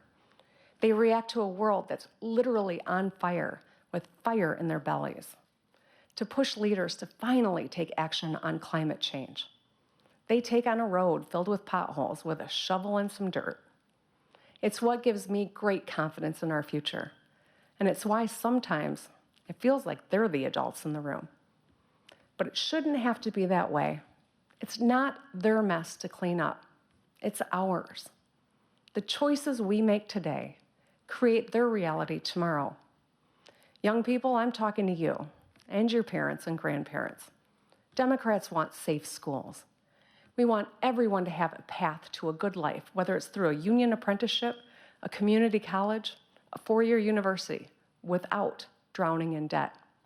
We want your water to be clean. We want you to love who you love and to live authentically as your true selves. And we want women to have autonomy over our bodies. We want our country welcoming, and everyone's vote counted. 2020 is a big year. It's the year my daughter Sherry will graduate from high school.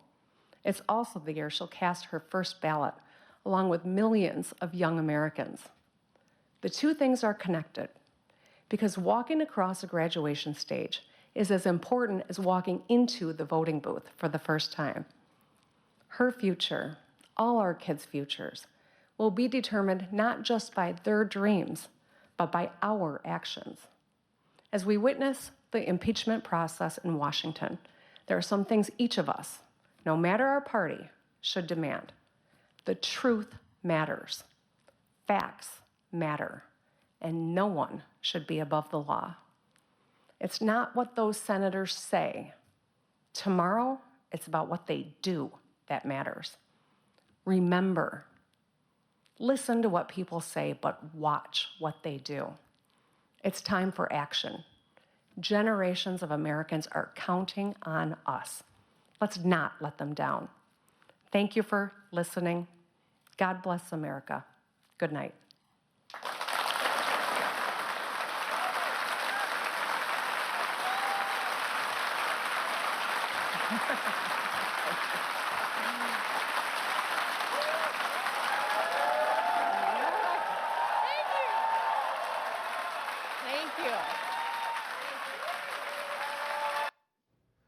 And so you've heard both President Trump and the Democratic response from Michigan Governor Gretchen Whitmer, and a reminder that the Spanish language response by Veronica Escobar, a congresswoman from El Paso, is available on our website at cspan.org. The New York Times has... Okay, and that's, as you just heard, Michigan Governor Gretchen Whitmer with the Democratic response. And we've been watching it here with this focus group all night, pollster Frank Luntz and retired General Wesley Clark.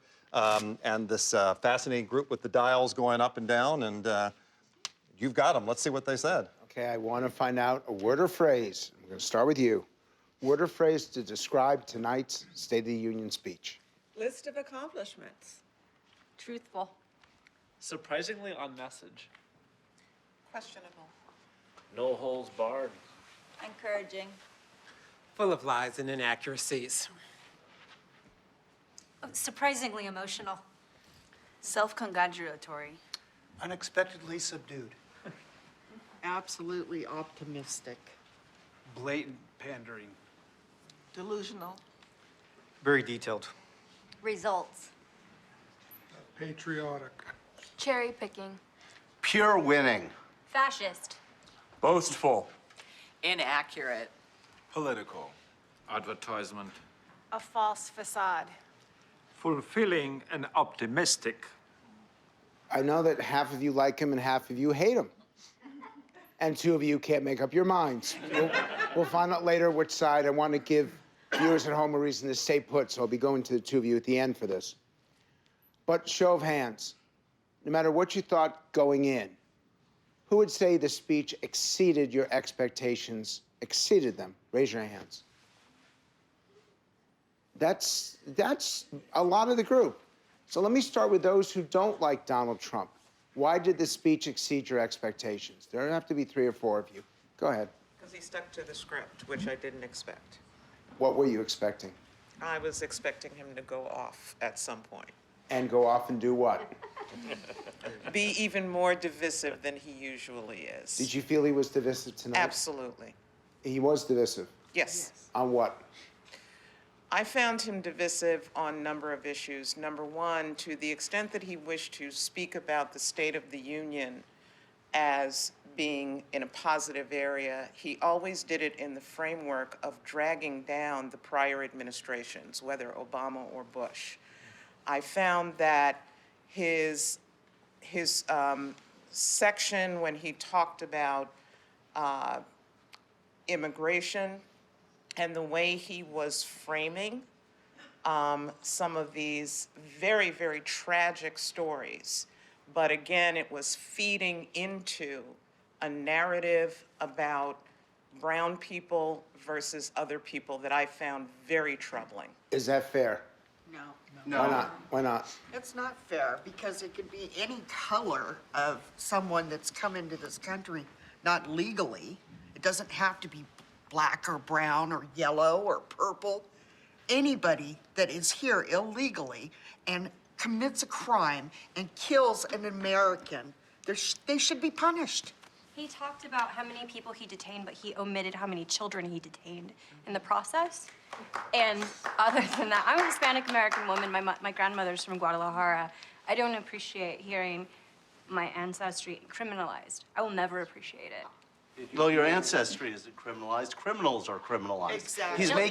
He's making the distinction. They were brought there by criminal parents. Exactly. He's making the distinction between good people and bad people, not people of different colors. And if you're a criminal and you come up, asylum seekers? what about asylum seekers? Get in line. Exactly. I was just going to say Fill out the paperwork. His opponents keep referring to cages, and they seem to forget that those cages were built during the Obama administration. By Obama. But I want to focus on the speech tonight, General. I'll bring you in 1 second. What was the most important line? What was the most important moment to you of the entire speech? Did anything stand out? That we're a nation under God, and he touched on at the end a wonderful history lesson talking about the vision for America and why our civilization is worth preserving for the future. Somebody else. The economy, without Education reform. Why was that these, so getting these significant? inner city kids into good schools. Yeah. That's if you want to save the future of this country, you can't do anything bigger than that. Get these kids out of failing public schools. Absolutely. Well, giving incentive to public schools to actually do something better. If there's no incentive, they'll never really up their game. Because charter schools are not going to work. They're just not going to work. They need to invest in the schools that are already there. And Betsy DeVos is the worst thing to happen. Okay, but we're going to stay, no matter what you want to do, we're going to stay on tonight's speech. General, question for you. So, you know, the thing that really struck me was before I came in here, everybody says this election's going to be about health care this year. So do you, just a second on the clip. So do you think he covered the issue of health care well enough? Those of you that support Donald Trump or lean in that direction, did he cover health care? Do you feel like he's going to take care of your health care needs? Somebody? I feel he's playing defense on health care. Exactly. I feel the same way, like he has to play defense because he can't just do this by himself. He needs the Congress to come together. And, you know, he's trying to say, hey, I want to do this. And he's been saying pre-existing conditions are a priority. Everybody on the Democratic side says, oh, no, he never said that. But it's not true. He has been saying that since 2016. Somebody else. So, Okay. Can we get somebody else here? Somebody who hasn't spoken. Yes, sir. His Justice Department still has an ongoing lawsuit to strip pre-existing conditions. Personally, I don't believe him. I'm someone with a pre-existing condition. I do not feel safe that I will have health care if he still remains in the presidency. Can we roll the Okay. clip? Now I want to show you this clip and remind you of what the reaction to it was. Go to the clip on socialized medicine. 132 lawmakers in this room have endorsed legislation to impose a socialist takeover of our healthcare system, wiping out the private health insurance plans of 180 million very happy Americans. This was a powerful For those watching moment. at home tonight, I want you to know Okay. we This will was- never let socialism destroy American healthcare. That was a powerful moment in that speech. Now, if you are a Democrat or leaning in that direction, what did you take from that message? Are you worried about what Bernie Sanders and Elizabeth Warren and people like that say? Do you think that this is an unfair charge? Do you want to keep your existing health care plans? What is it? This gentleman right here with the glasses. Yes, sir. I believe that universal You're going to have to speak up because I've got artillery ears. I'm sorry. I believe that universal health care is the only way to get all people covered under an affordable health care plan. I'm originally from Europe, and it's the standard over there. In even the most strongest economic countries like Germany, like France, we have what they call here socialized medicine, and it works very, very well because everybody is covered. We are the only This gentleman right here in the center, please, with the sweater. I believe that when he blamed everything on socialists and all that, that really upset me.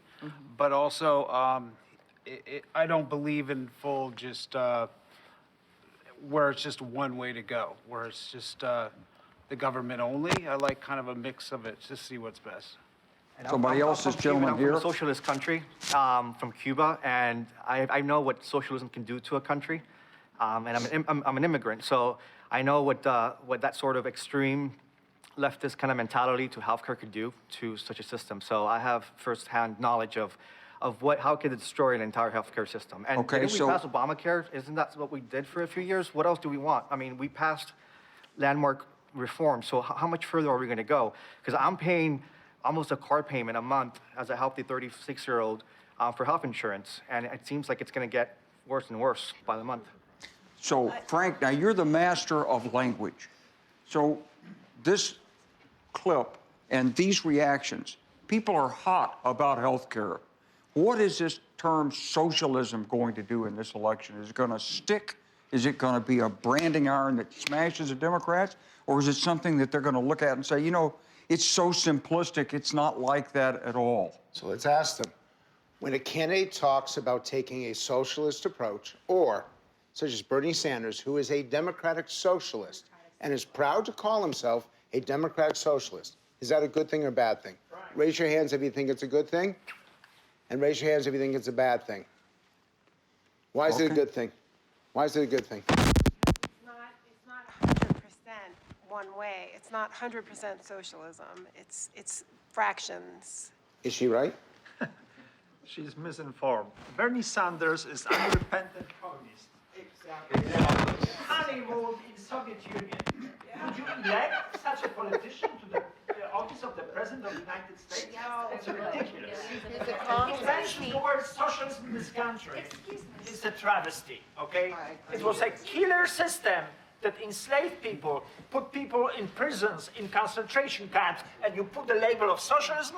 This is un-American. Do you know who the active military donates to out of all the presidential candidates? Bernie Sanders, not Donald Trump. No. Not any other presidential nominee. Well, the thing is, people don't realize socializing anything takes money, and where's that money going to come from? From us. Well, to the 1%. The 1% will not have an incentive. Billionaires. Are you a billionaire? Exactly. Is that going to affect I'm not a you? billionaire, but I like to earn my money and be able to pay my bills. No, I'm not. But I pay taxes. Is it a crime if we were? It's not a crime. Then why would you want to, if I earned $1 billion, why would you want to take it away from me? Why do you want to steal my money? Socialism is theft. Socialism is theft. Exactly. And then where do you go? You So go in the same to, Exactly what happened. same speech tonight, he talked about spending Oh, a and lot will of it stay money there? on defense. And instead, what we need to start doing is protecting and ensuring that the people in this country have the things that we need. So for example, I'm a small business owner, but I will tell you, I have a huge, huge healthcare debt. And I'm sick and tired that every single one of us is one paycheck away from falling into that. We shouldn't have to decide whether we can pay for our rent or we can pay for our prescriptions. Well, maybe if Democrats had lower taxes, you wouldn't be in that problem. Yeah, I mean, gas taxes, food taxes, income taxes, we're drowning in taxes. Healthcare tax would be affordable if we weren't taxed to death. Well, as always, Trump was really long on blaming people and short on what he's going to do. So it would be great if he says, this is what I'm going to do, instead of like saying, this is bad, this is bad. He needs to tell us what is his plan. What he was letting everybody know what has been But he happening. didn't let us know anything. He just said, this is bad. It's like, so what are you going to do to change Cut it? taxes, he employed people. And I He took the understand shackles what off industry. Obamacare has been doing throughout the medical Everyone. system. Okay, hold on. Thank you. The General, you and I talked about this before this started. You people are rude. You're talking over each other. You're not listening to each other. You're having 3 or 4 conversations among you. You're nodding. I'm telling you the truth, am I not? I have one question for you, and General, I'm going to go back to you. Everything that Trump said, just about everything he said, those of you who are Democrats in this room, dialed them down. Yeah. Even when they were showing, the first time they announced that Rush Limbaugh had cancer, Democrats dialed it down. He's a human being. He's a human being. And you Republicans, everything he said, you Trump people, everything he said, you dialed it up. You're both guilty of this. You're both rejecting virtually everything. Is this just California or is this America? Politics has become guttural. Politics has become guttural. Yeah, absolutely. Everything is about feelings. And if people don't like him, then they don't like him. If I may, to the extent that I was dialing down, it was either because I did not agree with a particular policy, or I did not believe what was being said as being factual and honest. So let me ask you And one I do, specific and I question. do think, Allow me to ask you one question. But let me just finish Allow me to that. ask you just one question. Okay. 3.5% unemployment. Mhm. Do you believe that's not factual? How do we know that? Well, let me give you the context. I believe it is factual, but it goes back to what I said earlier. What was problematic for me is that it's framed as if it is something that is a result of the policies that President Trump has So put you into think Donald Trump has not had any impact on the economy? No, let me But we have finish we my have 90 sentence. seconds. Ma'am, we have 90 Oh, seconds. I didn't realize that. You And didn't so tell they're me talking that. my ear. I've got to get What this I'm point. saying is But you that gotta the hurry. 3.5%, I believe it's true. I know it's true, but it is also part of a trajectory that started 10 years ago. But you dialed it down. Which he does not give credit for. Black unemployment, all-time low. You dialed it down. Exactly. Hispanic unemployment, you dialed it down. These are facts, and I don't understand about it. I'm not Look here. He In the outrankes most me. spontaneous moment of the evening, Frank asked you to raise your hands on socialism and what it meant. And 2/3 of you said it was a really bad thing. Instantaneous response. That's a really, and this is from the, where they call it in some places, the left coast. So, Republicans, I want to ask you this question. What's the one issue that was not brought up that you would have wanted to be brought up by the President of the United States in this speech? I think you should have brought up criminal justice more. I mean, he just had that ad at the Super Bowl over the woman that he pardoned, that there was the bipartisan criminal justice bill that was passed. I think that he could have talked more about that. Actually, now that I think about it, I think he did talk about it a little bit, so my bad. I would say about national. Quickly. For me, with President Trump, and I've written him, for national ID, voter National ID. That global warming is a Global hoax. warming is a hoax. It's fake. Okay. It's a hoax. I think divisiveness is something that he feels. As a businessman, what? What is the issue that dominates Republican thinking that was never brought up tonight? Gee, it wasn't. He was successful because you didn't say the deficit. Right. The deficit. What's happening to the deficit? And this is the characteristic of a very successful speech. Everybody understands that if Democrats are in office, Republicans say, oh, you can't do that because that's going to raise a deficit. But you all didn't pick up on it. The Congress didn't complain about it. Must be okay. I was dialing him down when he was talking about the social programs he was going to spend money on. Yep. Because I didn't, you know, when he's talking about expanding child care for this or that or the other, it's like, come on, that's not government's job. We're done with the live portion in 1 second. We got two undecided people here. How did this speech affect your vote? I don't think I've ever really heard words out of his mouth. I've only heard analysis, and I was really surprised at how much I liked what he said. So does this mean you now lean towards him? Well, I'm not close to him. I'm leaning towards him. We'll see what the Democrats bring. But he did well for you tonight. He did well for me tonight. I was amazed. A lot of the issues he said resonated with me. They were issues that I thought were Democrat issues, but he was talking about them as his own, and yeah, I was surprised. You're the other undecided voter. How did you move? He did well, but for me, the undecided is about who the Democratic nominee is. If they nominate a socialist, if they nominate Bernie Sanders, I'm not going to vote for the Democrat. If they do somebody reasonable, somebody moderate, somebody like Pete, Amy, or Biden, I could be more inclined. So Trump said nothing tonight to move you either way. Well, I would say if he consistently was on message like this, he could move me, but this is an anomaly. This isn't how his campaign rallies are. Let me ask anything about the Democratic response. Okay, the Democratic response.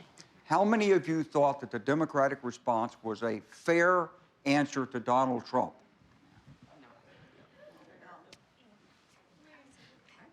Okay, it's about 50-50. For the undecided, did the Democratic response, did it resonate the same way that what Donald Trump's remarks as how they resonated? Ma'am? She's a less enthusiastic speaker, but yeah, I liked some of the things she said. I liked her. I think she was there for one reason, because she's a female from Michigan, and Michigan's a swing state. Exactly. That's the reason she was there. Same with the black people. Same with all the Last comment, final comment. I think she had a very unifying message, and that I think is resonating at an especially divisive I time. thought it was divisive. I did I thought too. she brought a lot of issues that just kind of put Donald Trump down, and that was one of the things I didn't want to see. Okay, well, speaking of divisive, that's what we have right here. Let me ask you a question as we wrap the live part. Let me ask you, Frank Luntz, a question, and that is... I don't like answering questions. Well, you have to. Ask me. The reporter asked you the question. You've been doing focus groups for a long time. This is a pretty passionate crowd. How has this shifted? In just a few seconds, how's this shifted over the years, the way politics runs in this country? I was annoyed. You know I was annoyed. I was annoyed that everything that a Trump person, every time that Donald Trump spoke, the red lines went up. Every time he said something against the Democrats, the Democratic lines went down. Every time consistently. Now, there were a few exceptions. We have become so polarized, so divided, that we don't hear anymore. And they may say that they do, but in reality, I'll tell you, I looked at the lines for over an hour. No, you don't. You two may, but most of them do not. They will find a reason to like him or dislike him, no matter what he says, and that's new in American politics. And we have an election coming up that'll have to figure out where we go on that. And of course, your conversation with these folks isn't over, so they've got more to talk to you, but they're our conversation for this point. I want to thank pollster Frank Luntz, retired General Wesley Clark, of course, this group, and all of you for watching this live stream tonight, this Pulse of the Nation, as we would call it. For the Los Angeles Times, I'm John Myers. Thanks very much. Give yourself a hand. Yeah.